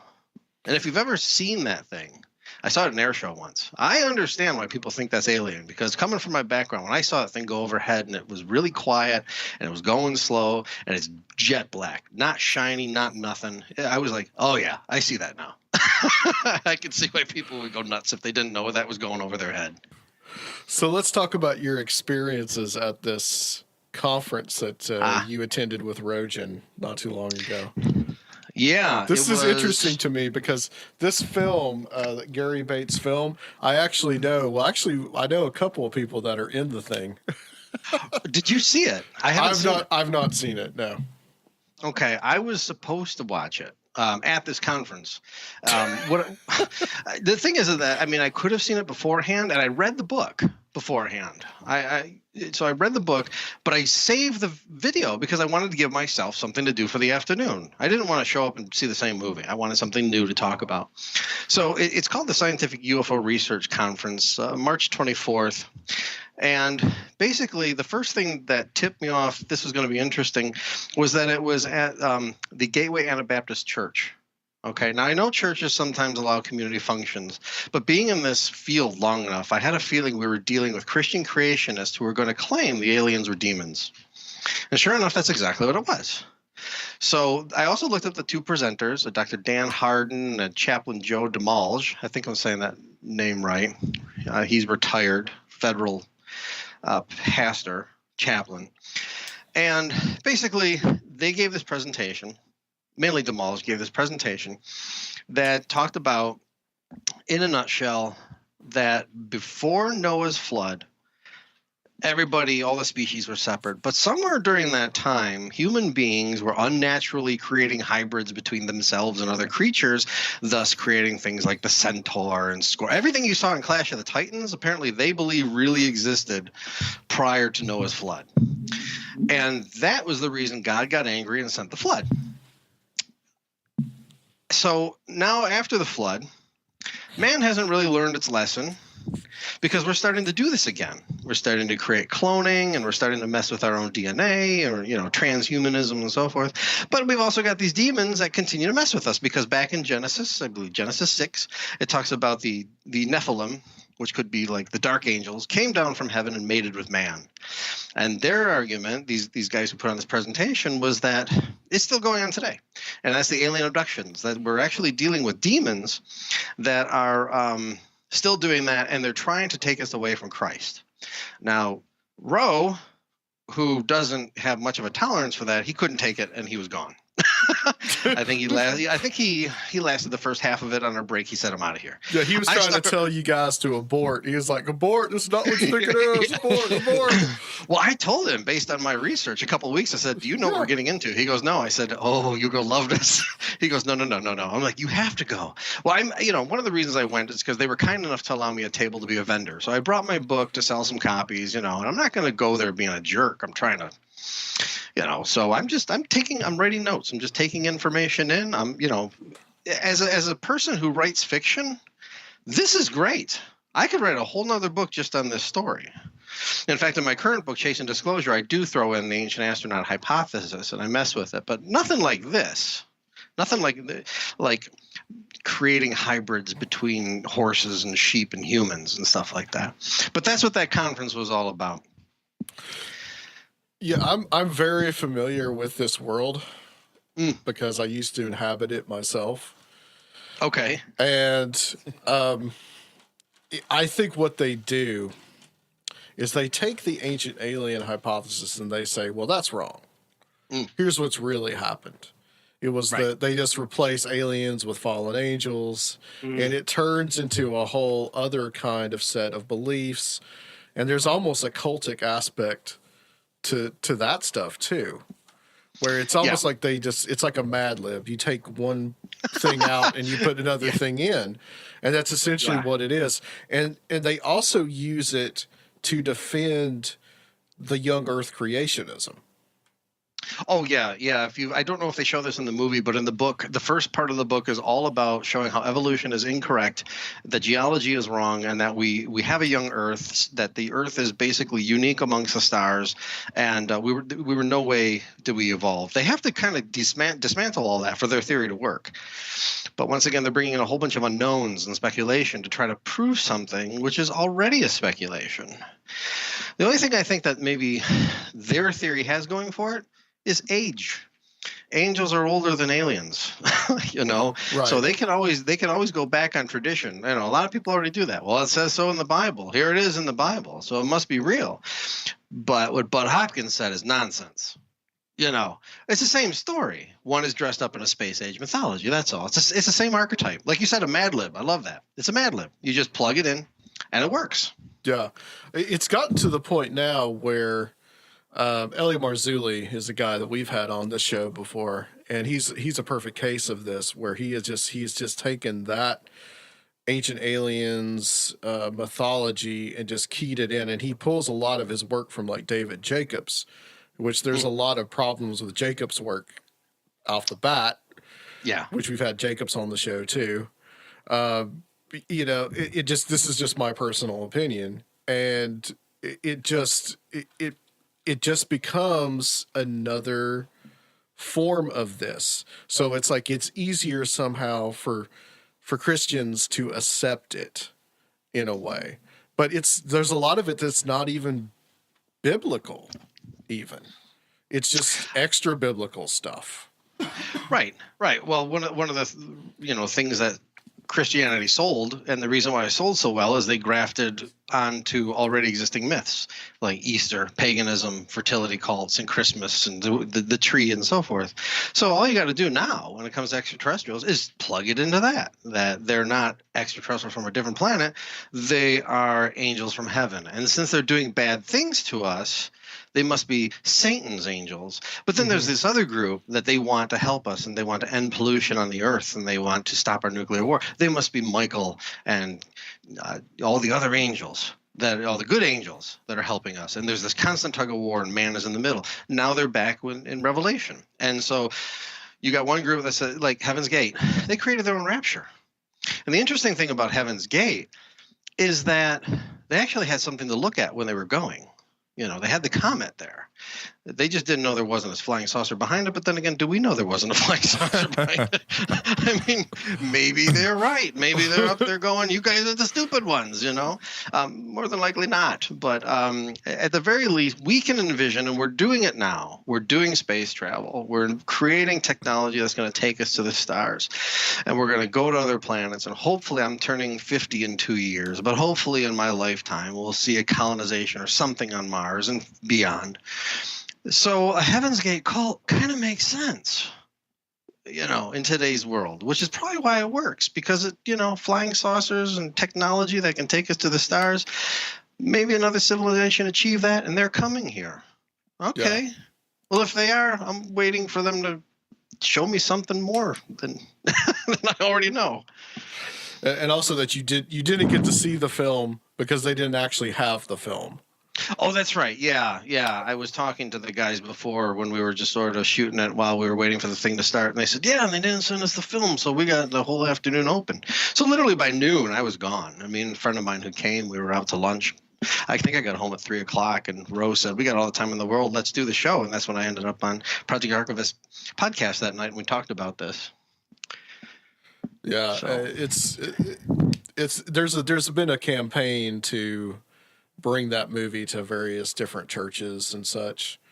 Yeah, I know that because, like I said, I know one of the people that is actually, I guess, in the film and is actually a part of the film. So I would like to see it. I've read the book, but again, I'd like to see it anyhow, because, like, here's the thing: some people will say, all right, Eric, you don't really buy this stuff. You think it's mainly a product of human psychology or somebody messing with a person. Either way, it's a very terrestrial human thing. Okay? Why are you bothering with this? Well, there's some people that all they do is read Stephen King. We know Stephen King's making it up. But when it comes to my field, there might be something there. I might stumble upon something, or something might get revealed at some point. Something might make me change my mind. There might be something that happens that I say, oh my God, I've been wrong this whole time. I'm open to that. I hope I'm wrong. I hope there is another intelligence out there that's trying to talk to us. So I stay in the game because there's always a possibility that this thing is real. And what it turns out to be, I don't know. Right. But when you watch Star Wars and they have a Star Wars convention or a Star Trek convention, as much as people role play, they all go home knowing it ain't real. But you go to a UFO convention and you meet believers. And that is more entertaining to me. And I don't mean making fun of. I mean entertaining. Is there any of this pseudoscientific stuff that you don't see as entertaining, but you would see as more as dangerous or corrosive? All of it can be. Ufology, Heaven's Gate, brought it up a number of times tonight. Yeah. If you believe enough that you got to get off this planet because it's going to end and you got one shot on that flying saucer behind the comet. Religion can be dangerous, especially if you think you're the guy with the right religion and everybody must die if they don't convert. We have 9/11 was a perfect example. September 11th, and the planes crashed into the building. We've got the Islamic State. Luckily, they're on the decline. Any belief without evidence can be dangerous. Luckily, most bad beliefs are harmless because, as I like to say, most of us understand our 72 virgins are right here on Earth.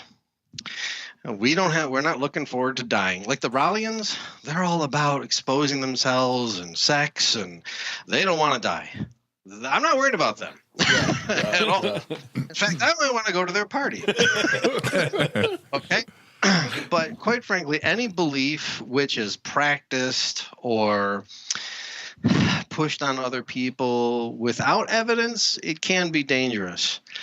So if there's any one particular thing that just irks me, I'm probably going to have to go with religion. And the reason why is because religion's got the God card.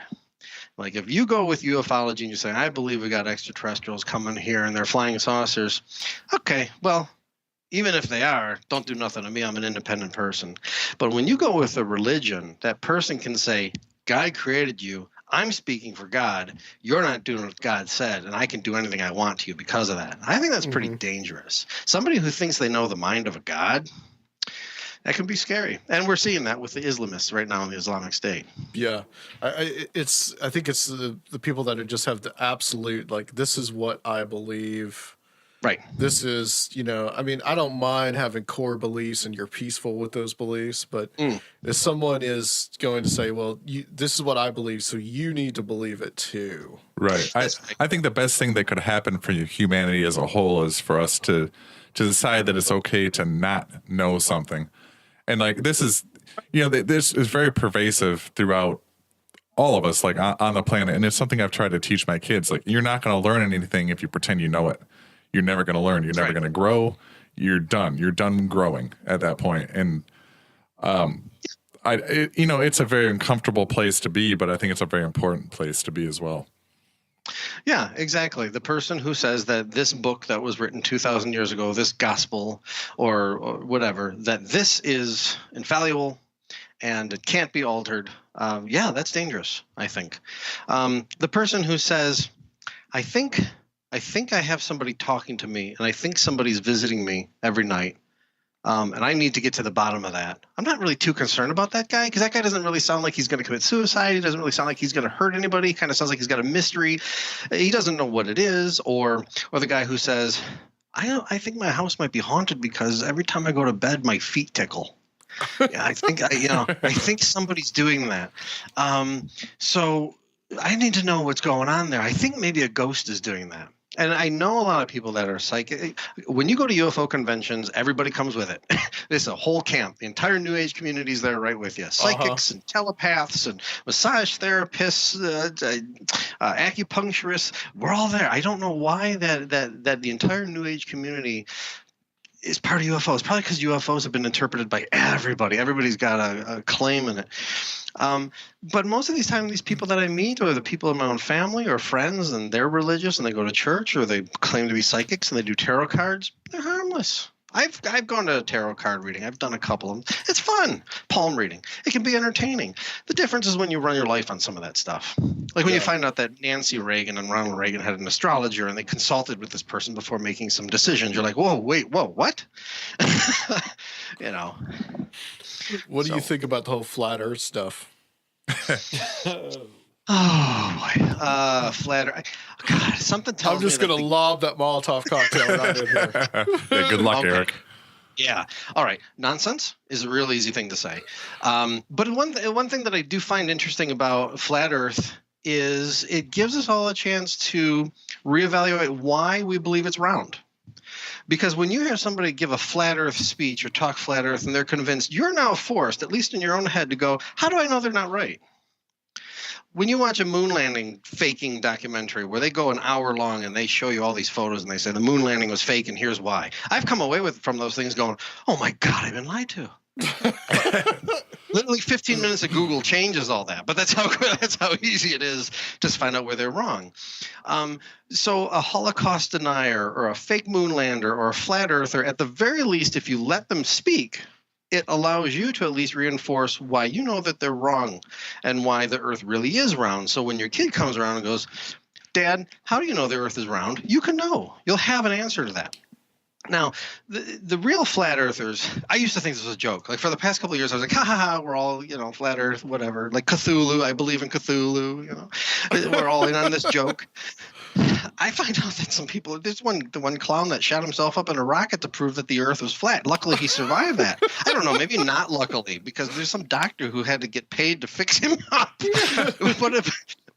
But at the same time, he demonstrated at least to himself that the Earth was round. But because of all this, a couple of months ago, I actually did get a book on a guy who was trying to prove flat Earth, and I read about the first chapter, and It's good in the sense that it made me once again reevaluate why I know he's wrong. I had to think about it. So if all it does is at least teaches people to start thinking more scientifically, critically, and reasonable, then it has done its service. Because I don't think it's not going to last. We're not going to all suddenly become pre-Galileans. It's just not going to happen. Right, you know. right. So, Sergio, Rob, was there anything you guys wanted to ask? Luke, was there anything you wanted to ask? No, not that I could think of. Okay. yeah, have we beaten this to death? I do want to ask, actually. I think that your ideas and beliefs kind of mimic mine a lot, and I tend to think that there's most likely life all over the universe. Whether or not they're here, there's, I don't think that there's a lot of evidence for, and that seems to be kind of where you're coming from, right? You're looking for something concrete to say that all these sightings and all of this culture that's been built around it has some sort of a foundation. You're not necessarily discrediting extraterrestrial life in general or extra dimensional anything. Like, am I right in that assumption? Oh yeah. Can you hear me, by the way? Because I think I might have lost connection for a minute. Yeah, absolutely. Yeah, okay, fun. Good. Oh yeah, I'm probably certain. Statistically speaking, there is life out there. It's just statistically speaking. I got no proof of it. But if I'm going to guess, I'm going to say, yeah, there is. Whether or not it's coming here is a different story. I don't think that that's been demonstrated, but I'm pretty sure that it's out there. But I'm also with Stephen Hawking, who said it's probably a bad idea we advertise ourselves. Yeah, I was going to bring that up earlier. Yeah, because if they came here, it's because they want our water or our gold or our planet in general. Or I doubt it's for any of those reasons, because like water, you can go to Europa and you can snag the whole moon. Sure, there's ice everywhere. Right. So, but if they come here because for whatever reason, I mean, could they treat us, if they can get here, would it be Independence Day or would it be something else? You know, when I go out every summer and I till my garden, do I care if there's an anthill that sprung up there the night before? Well, I don't even look. I just go and do it. I just resurface the area and plant more seeds and so forth. So could they do that? Again, I'd rather not advertise ourselves. I'm just going to assume. I want to know if they're out there, but at the same time, if they decide to show up, you know, is somebody going to be like, it's a cookbook? It's a cookbook. Ways to serve man, you know? Great Simpsons reference. Yeah. So I understand you didn't want to divulge too much that was in the book about something you alluded to as far as artificial intelligence and some ideas you might have about some explanations, but is there anything you'd like to you could kind of reveal without revealing too much about that? Well, like I said, I think that if there's I don't think that carbon-based life forms, I don't think that we're going to be able to travel through space. Right. I have a feeling that that we couldn't make the distance. We don't live that long. And, you know, unless somebody's willing to stay in a spaceship for that long, I don't think that we can do that. I do think that it is machines that will make that journey. And that's the theory that I played with in the book. In fact, there's the one character, the young girl who the main character is trying to figure out if she's an alien abductee. She's 7 years old. Her name is Jacqueline Vincent. She says, I don't think they want anything. They keep telling me that we're made of atom and we can be arranged to be more useful. Now, that quote comes from a guy who's working in artificial intelligence who was concerned about how an AI might view us. And somebody said, well, do you think they'll hate us? Do you think they'll like us? What do you think that they'll feel about us? And he said, they probably won't have any feelings for us at all, but they know you're made of atoms. and you could probably be arranged to be more useful. And I thought that was a really haunting thought, that they could literally just decide to take your body with the atoms in it and make something else out of it. So what I did is I played with this idea, this UFO idea that we're not dealing with carbon-based life forms, but perhaps an artificial intelligence. Without giving away too much else, that's where I'm going to end that. Gotcha. Have you read all the Dune books? No, I only read the first one. I just don't have you the might want to investment. keep going then. If that, you might want to keep going. I'll just leave it at that, so I don't spoil any of that for you. But Yeah. It's one of those things where, like Dune, I really like the first one, and then you find out there's 17 more, and I'm thinking, do I? yes, Yeah. come on, man. I'm just looking for anyone to talk about these with me, man. I haven't found one yet. I fell asleep it's like during the first movie. Yeah, it's like, do I have the time to invest in all of it? It really comes down to a matter of time. You know, there's like 900 books on my to-read list, you know. I still haven't read Communion, despite what I'm into. Whitley Strieber's Communion. Would you believe it? I still haven't Really? read that. There's so many books okay. that I haven't read. I did get to see the Christopher Walken movie, but I don't know. You know, so, I mean, I'd like to say that I read everything out there. There's just too much. You know, there's too much. So, yeah, that's my answer on that. Well, Eric, thank you so much. I mean, it's been a real pleasure talking to you. And Thanks for having me. This is great. What's next for you? And also, where can people get the book? Amazon. Amazon has the paperback and then the Kindle edition. If you don't want the paperback or Kindle edition, you can get it in just about any other e-format at smashwords.com. I have links to all that at my website. It's a pretty easy website. Eric Wojo, ericwojo.wordpress.com. I have a recommended section, which has some recommended reading. I have my other writings. I have another novel out there that has nothing to do with UFOs. I have some short stories, some articles, some dealing with UFOs, a little blog I'm trying to get going, an about section. And then my home section is usually where, like tonight, I'm going to add that I just did this podcast with you guys. Excellent. And news and announcements about what's coming up. Like on May 4th, I'll be at PenguinCon. It's a convention, a 4-day convention here in Southfield, Michigan, which is basically anything do-it-yourself. And I'm going to be doing a reading of Chasing Disclosure on Friday night. Readings and signings and so forth. So that's where they can catch up with me on if I'm going to be anywhere or any news. Well, I can say that I highly recommend the book. Thank you. It has just about everything in it. Did you predict the ending? No, I did not. Everybody's told me that they haven't been able to predict the ending, and as I mentioned earlier when we were getting started, that I didn't even figure out how I was going to end it until about a month before I put the final stamp on it. It threw me for a loop. The ending really threw me for a loop. But I could see what you were doing there for sure.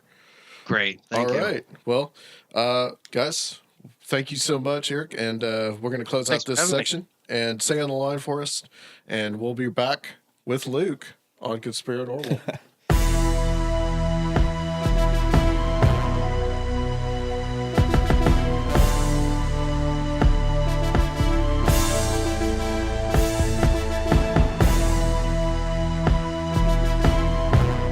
All right, welcome back to Conspirinormal, guys. That was a really great interview with Wojciechowski. Yeah, Eric Wojciechowski.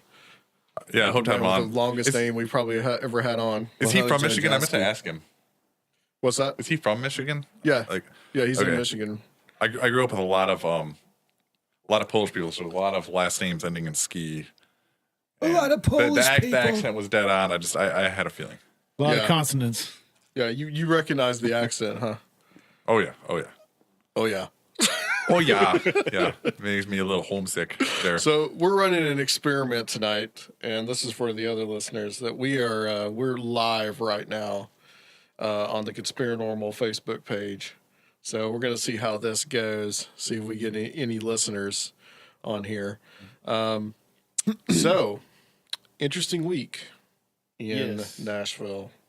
Yeah, the squirrels Let's talk about this. Invaded my attic and chewed through our lights. Apparently. Yeah, that's the one thing That's what that's talking, happened, right? That's, Is the squirrels destroying your lights in the attic. Yeah. Illuminati weaponized squirrels. We walked in here and Rob couldn't turn his lights on. The overhead lights, the lights you're seeing now are, well, from the people who might be watching us, is the lamps. Lamps, yeah. So Blame it on the squirrels, Rob. Yeah, I thought you but- were a craftsman, man. Hey, Blame it on the it's squirrels. worked fine for a year. All right.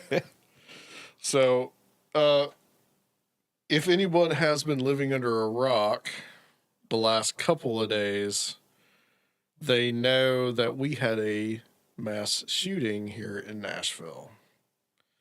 This happened on Sunday morning, very early, like about 3:30 in the morning. And it was at a Waffle House. A man comes into the Waffle House dressed in nothing, stark naked, except for a jacket with an AR-15, and proceeds to start shooting people. He starts from outside. Yeah, he started from outside. He killed at least he hit Two people. And killed two. I guess it was two outside and two inside. Yeah, I think that's right. And Yeah, 'cause last I heard was 4 dead, 3 injured, or something like that. There was one guy that actually got the weapon away from him and was able to, while the guy was trying to reload, he goes over, rushes him, and gets the weapon away from him, throws it over the counter, and wrestled with the guy for a little bit, and then the dude leaves, runs away, and remained at large until yesterday afternoon. Yeah. Monday afternoon. We're recording Monday, this on like April 24th. 11 or something like that. It was Yeah. around 1:30. Okay. Yeah, and the guy's name was, what was his name? Travis Rain King or something like yeah. that. Ryan King, yeah. Ryan King. Ryan King, yeah. Was a native of Illinois, and he was apparently had been in Colorado. He'd been in Illinois. He had apparently had gone to Washington, D.C., and was tried to get an audience with the president, this was last year. I think, when was that? September of last year? It said something like that? 2016 in the article, I think. Did it? Yeah. Well, it was 2017. Yeah, it was it had with to be Trump. 2017 because he said he wanted to talk to Trump. Oh, okay. And he said that he wanted an audience with the president, that he was on a mission to talk to the president. I don't know exactly what that means, but that's what he said. He also apparently believed that Taylor Swift was Stalking. stalking him. Yeah, that's was out to get him. That's the Yeah. story I heard. All those breakup songs were about him, and he was furious. Well, he is kind of an attractive man. You know, he's handsome. Sort of. Yeah. Yeah. But still. So then they caught him yesterday, as I said before.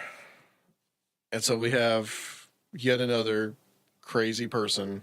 There was a lot of build up With a to this, rifle. right? Like with as far as where the gun came from, and like his dad.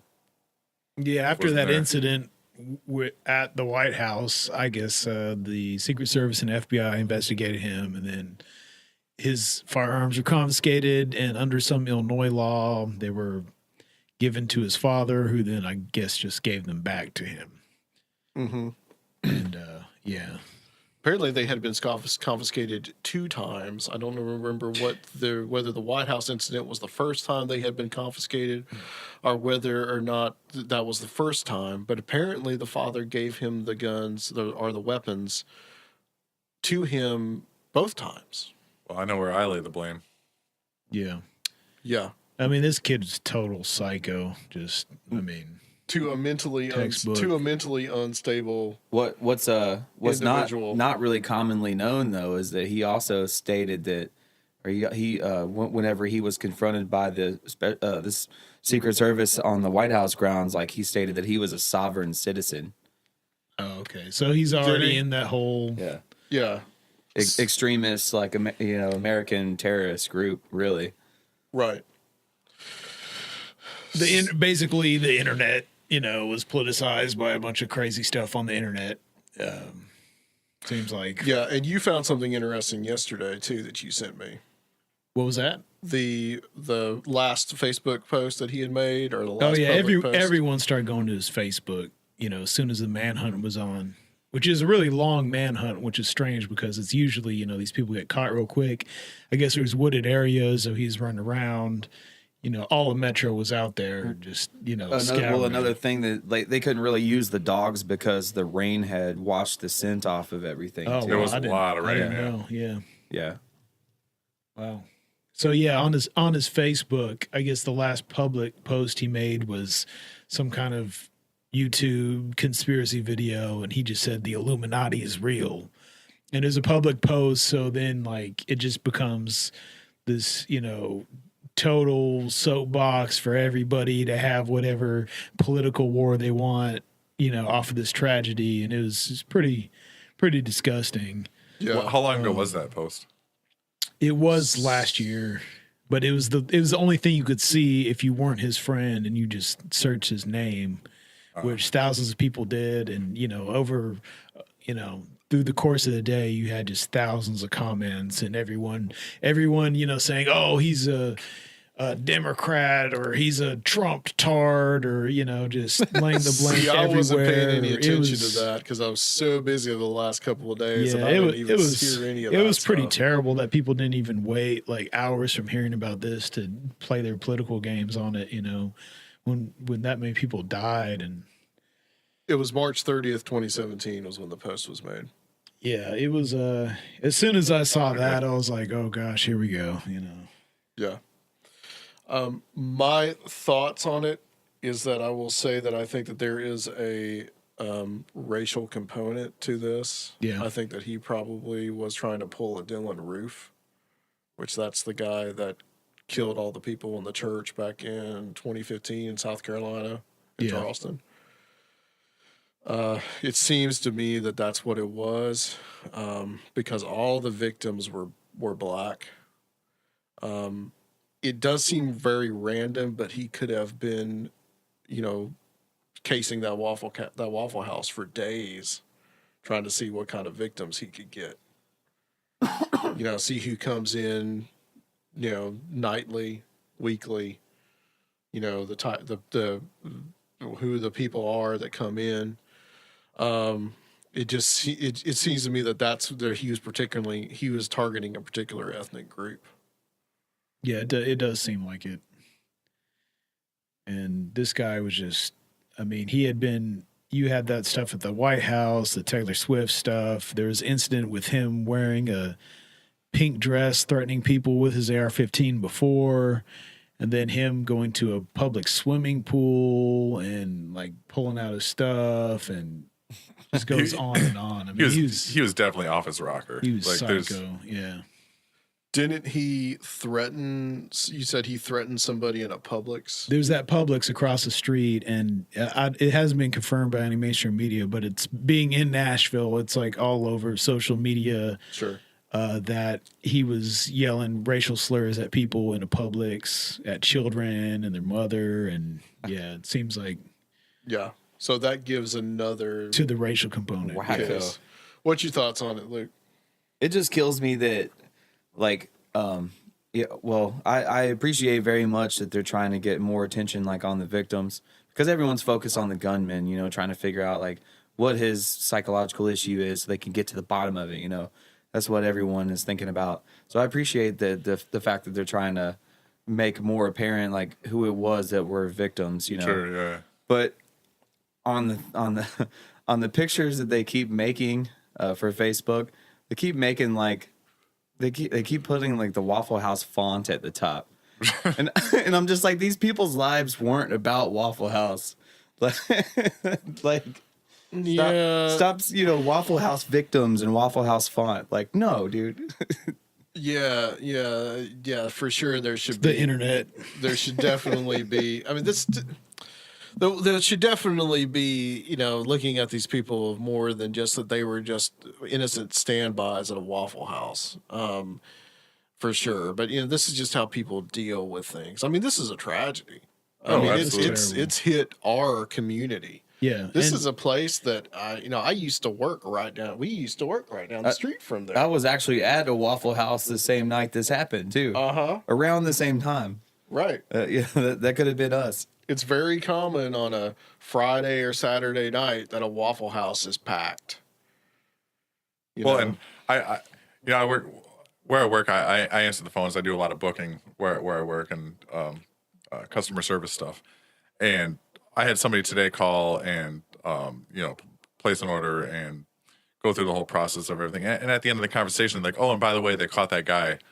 Like, this is somebody that's out of town that had just heard about everything that just wanted to let me know. Like, it's that like big of a deal, like locally to people that are familiar with the area and stuff. And the episode before last, we were just talking about this kind of stuff and the copycat effect, and it's crazy, you know. And we're in the midst of like a really hard mainstream media push against kind of a lot of the ecology of like what we're really a part of because of these like false flag people and stuff like that. And, we just want to come out first and say like, this absolutely did happen. And, if any of those people try to come around here with any of that crazy stuff, I mean, it's going to be a major problem. And, Lauren Coleman, who was our guest a few shows ago, as you said, he actually talked about this. He also talked about the Toronto thing, which we're gonna get to that too.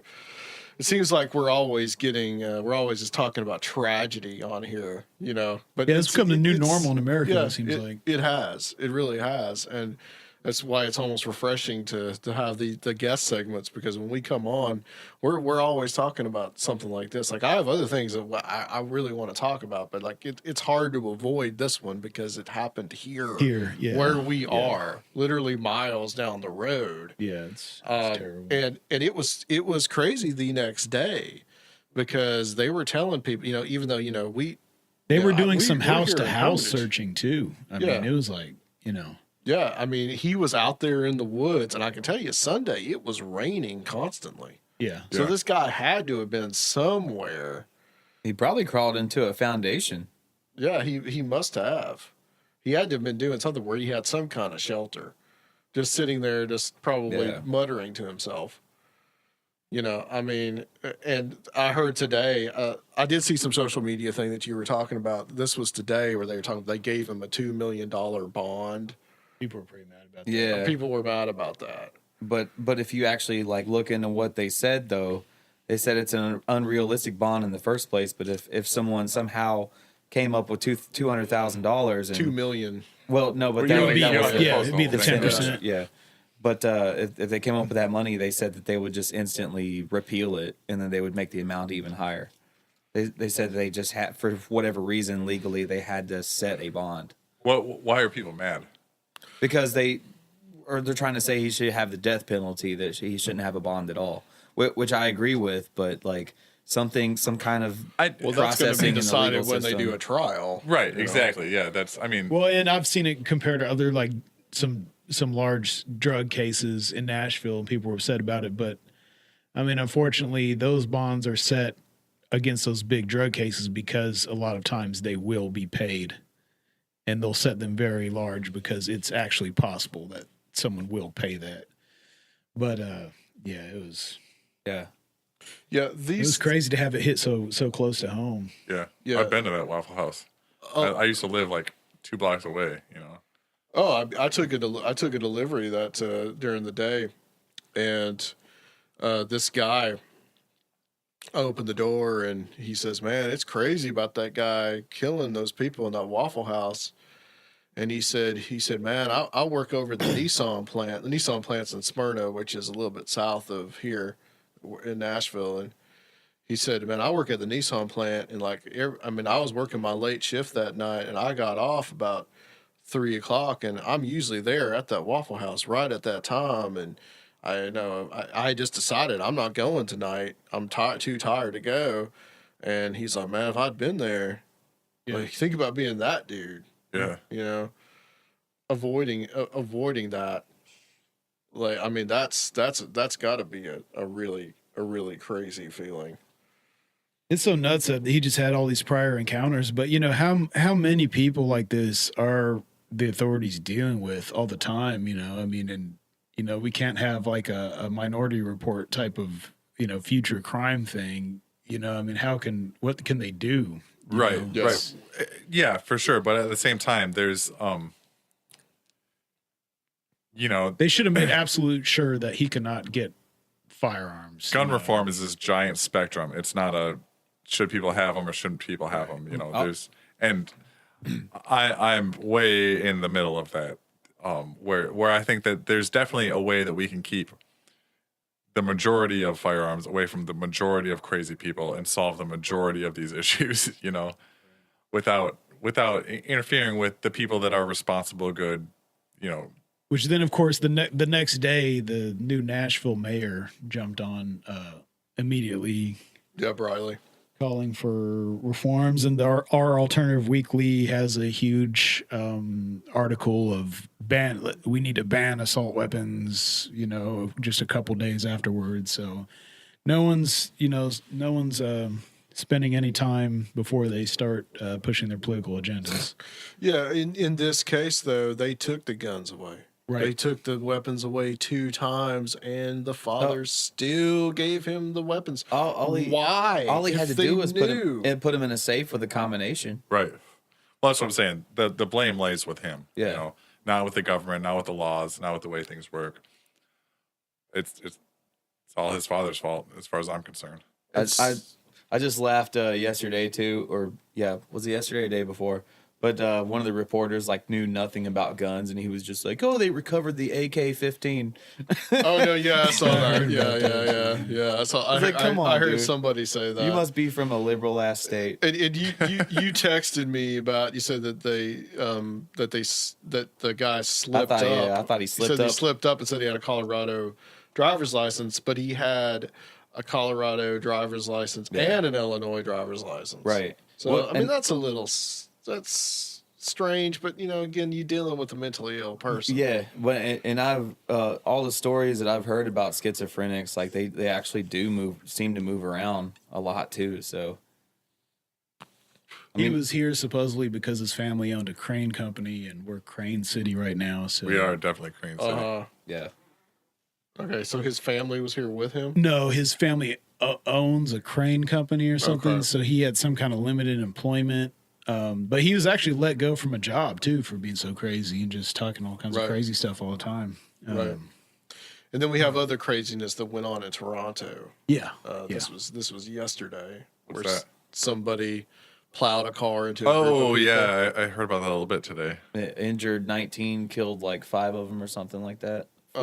That's all I've heard. All I've heard is statistics. I don't know the story behind it or But I watched the video of his capture, and he just kept on pretending like his finger was a gun. He made the finger gun toward the police or whatever, and he kept on acting like he was drawing something out because he was trying to get shot at the end of it, but they didn't shoot him. Do you think that's what it was? It was just elaborate suicide by police, suicide. Yeah, kind of thing. Yeah. Did they catch the guy? Because I really haven't. Yeah, They got him. Yeah. That's what I'm talking about. In the video, it's viral. You could find it easily.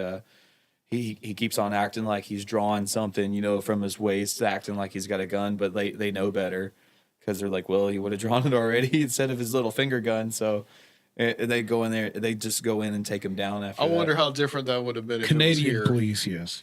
I honestly wonder. Even if he drew a finger gun, whether they would have just shot the guy. he's still a nice guy deep inside, though. What was interesting was I was listening to the talk radio station here this morning, and the morning guy was talking about it, and he said that he was a Muslim. And then later on today, I'm looking at some stuff about it, and it said that the guy is an Armenian. And Armenians are generally Christian. I don't know if this guy was, but I don't think he was a Muslim. He was following the ISIS playbook of plowing cars into people, but Right. that's about it. Where is Armenia? It is kind of wedged in between Russia and Turkey. Well, and yeah, they have a pretty brutal history behind them as well. Yeah, And- the Armenian genocide. Yeah. And apparently, from limited things I'm seeing on the internet, he has some kind of connections to some new internet subcultures of frustrated young men who are involuntarily celibate. And a lot of people, I guess, already are in these subcultures are encouraged by his actions, and they want to make people suffer because they cannot find women to willingly have sex with them. For real. Yeah, it's It is insane. so easy to get laid, dude. My God. Oh, that just hurts. You just got to find the right special woman. But yeah, it's pretty sick, and it shows, no matter what the ideology, no matter what, I mean, these are symptoms of the larger phenomenon of terrorism, and terrorism comes from the mass media being there to broadcast, what these people want to do. And with this new internet mass media, you were seeing these types of things evolve into all kinds of ideologies and people using them. It definitely plays crazy. a role. I think it's a culmination of people with like diehard beliefs and the ability to communicate instantly widespread just has created something that we haven't learned to cope with. Yeah. And I think we'll eventually 20 years from now find a more of a balancing point, but we're in like this crazy growing pains kind of a period. It's crazy, and they're a lot of them are, like this guy, might have found his calling in this subculture. This, the guy that did this here, was politicized through things on the internet, and it's like this. A lot of these mass media stuff is triggering them. You know, I mean, It was that whole copycat thing again. yeah. If we would have just legalized prostitution, we wouldn't have had this problem. Maybe the one in Toronto. Are you saying that just all across the board, maybe these guys just need to get laid? Is that what you're saying? yeah. I mean, Okay. he just said it may have stemmed from the activist group that he was in about being involuntarily celibate. Yeah. So, like, if prostitution was legal, then Elliot Rodger was this guy's hero, by the way. Right. Which apparently, and very scary, that there's a whole internet subculture that Yeah, sees Elliot it's Rodger disgusting. as a hero. Who's Elliot Rodger? Elliot Rodger was the kid that went on a rampage, supposedly, which I think there's some weird stuff about Elliot Rodger, but I'll digress. That he went on this rampage in Isla Vista, California in May of 2014. He killed his roommates and he started shooting at a Starbucks, and the cops later shot him up, killed him. And his dad was an assistant director on the Hunger Games. His dad was some kind of like, not necessarily a big shot in Hollywood, but a documentary filmmaker, and he'd worked on the Hunger Games movie. Oh. And which there's, I think there's some weirdness surrounding that. But yeah, so apparently there's been this cult, what did they call it? Seraphiel incel, is that what they call it? So, I don't. Does that mean anything? Involuntarily celibate. Okay. I've met a couple people like that. Which is fine. Yeah, If you I know. want to be involuntarily celibate or voluntarily Voluntarily celibate, They're blaming, they're blaming Fine. society. They're blaming women, blaming feminism. Involuntarily celibate? Yes, involuntary. I'm a good guy, okay? I Yeah, deserve okay. a girlfriend. Never mind. I retract my statement. I don't understand that. They're entitled. They're blaming society, blaming women, blaming feminism, blaming social change Right. for why they can't get laid, and they Right. want to take it out. Well, God forbid anybody look at themselves and Just go to Vegas with like $1,000, dude. Well, you're talking about. I mean, just these guys are so square, man. They don't, Right. Yeah. Luke, they Okay. can't be all just as handsome and sexy. And yeah. just You as you much wouldn't of a understand, player Luke. as You wouldn't like, understand. All right. It's hard. You don't get it. I'm You really just got all the ladies flocking all the time. I'm really You just- struggling to put myself in the Don't- shoes of this man. You just don't see it, man. You just don't know what it's like. All right. Well, Just go to a party Other every once in a things, while. other things in the news. There was this weird. We mentioned this when we were talking to Eric. There was this weird release to some reporter that was doing a story on something that was unrelated, and he got some kind of weird mind control chart from the government. Oh yeah, Did that you was. see this? I did. You see? Yeah, Yeah, I you showed- sent it to me. I There were sent only that- two I sent pictures. that There were to only you. two. Yeah, there were two scans. pictures, and it had all these different. It had all these different labels on it. I'm gonna pull this up since I sent it. Which to you can see one of them on the Conspirinormal Instagram at Conspirinormal. Oh, nice plug. Yeah. Good. I want to pull it up too because it was like a chakra chart, but like how to control people through their groin, how to control people through their brain, how to control It it. was showing all the electromagnetic effects on the human body that Right. could potentially be done. Right in the head, it said forced memory blanking and induced erroneous actions, induced changes to hearing, both apparent direction and volume, and sometimes even content. Sudden violent itching inside eyelids, forced manipulation of airways, including externally controlled forced speech. In the heart, wildly racing heart without cause, remotely violent no rash itching with preference for hard to reach areas, often during delicate or messy work. In the groin area, special attention to genital area, itching, forced orgasm, intense pain.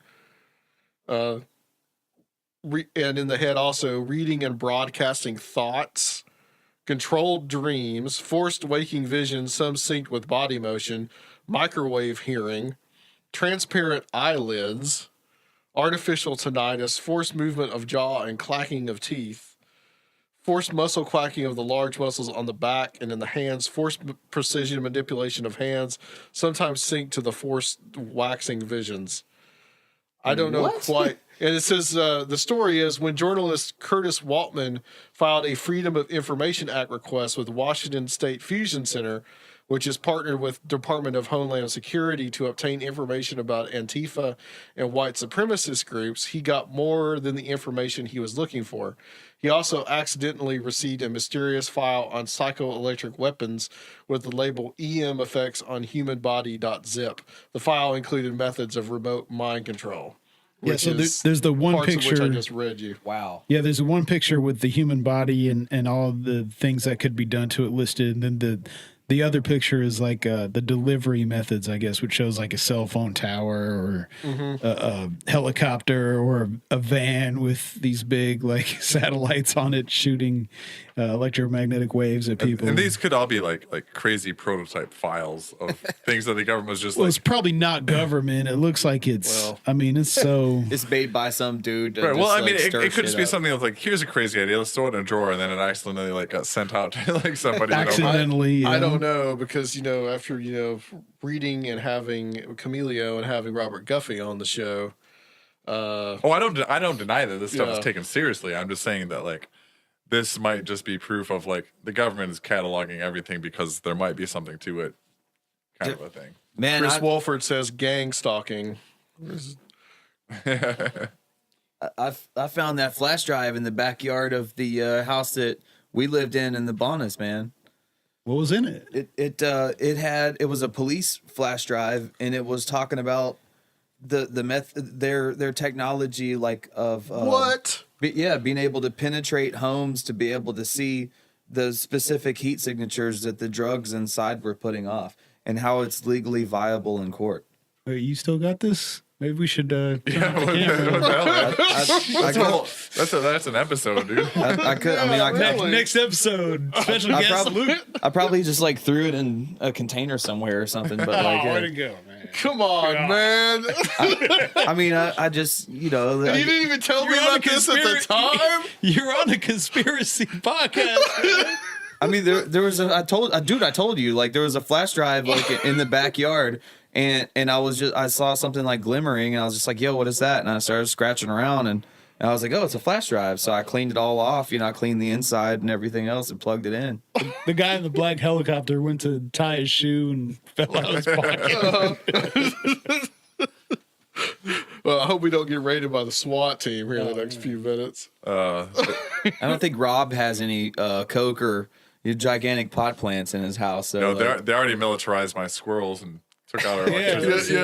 it's a lot more subtle. Yeah, they got the bionic Illuminati squirrels up there. at least they didn't eat through your cords on your computer. That's true. Yeah, that's what it is. But yeah, that's wild. I wonder if it's like they're having fun with us by putting that out, or it was really an accident. Yeah, it makes you think, or somebody really wanted that to be out. Possibility, some whistleblower. It's very possible. There was also all this stuff about Alex Jones recently, about him being sued by the Sandy Hook families. Yeah. Oh yeah. Oh man, I heard about that. Yeah. So, yeah, things are getting interesting as always. So, Chris says that he's had many helicopters flying around his house in circles. Oh So- man, Yeah, they've got a picture of it in that diagram. yeah, there is a helicopter flying. It says individual and group remote mind control via black helicopter carrying psychotronic weapons. Yeah, we actually, in a couple of shows, I've actually got someone coming on to talk about some of this stuff. Yes. Guess I'm really excited about. But next week we have Craig Ciccone coming back, Oh, nice. and we're going to talk about the RFK and the Martin Luther King assassinations and whatever other kind of. This is to be a historical one. Oh, yeah. So, Craig, as far as anything like that happened in the 60s, he's like the guy. yeah, he definitely knows his stuff. Living that's in for the sure. 60s. That's for sure. All right, guys. Well, Rob, tell everybody where they can get on Patreon, especially for our what we got like. We've had like 5 or 6 people. All right. Well, That thanks for have, showing up and watching us, guys. We're watched gonna us. we're gonna keep doing this in some facet or another. But if you want to help me turn the lights back on, you can go to patreon.com/Conspirinormal. Get some squirrel poison. Yeah, you can. Yeah, you can subscribe there. There's various tiers. We've got bonus episodes. So we'll give you some bonus episodes. You give us electricity. It's kind of a give and take kind of thing. If you don't want to subscribe to something monthly, you can go to our website at conspirinormal.com and you can do a one-time donation. It's like a PayPal kind of thing. It's just real quick, easy. And if you don't want to spend money, but you like to support the show, a real easy way to do that is just a 5-star review on iTunes, and we really love those, or Stitcher, or wherever you listen. And we appreciate all you guys. Yes, thank you very much. All right, guys, we're going to close out the show. And join us next time on Conspirinormal! Later.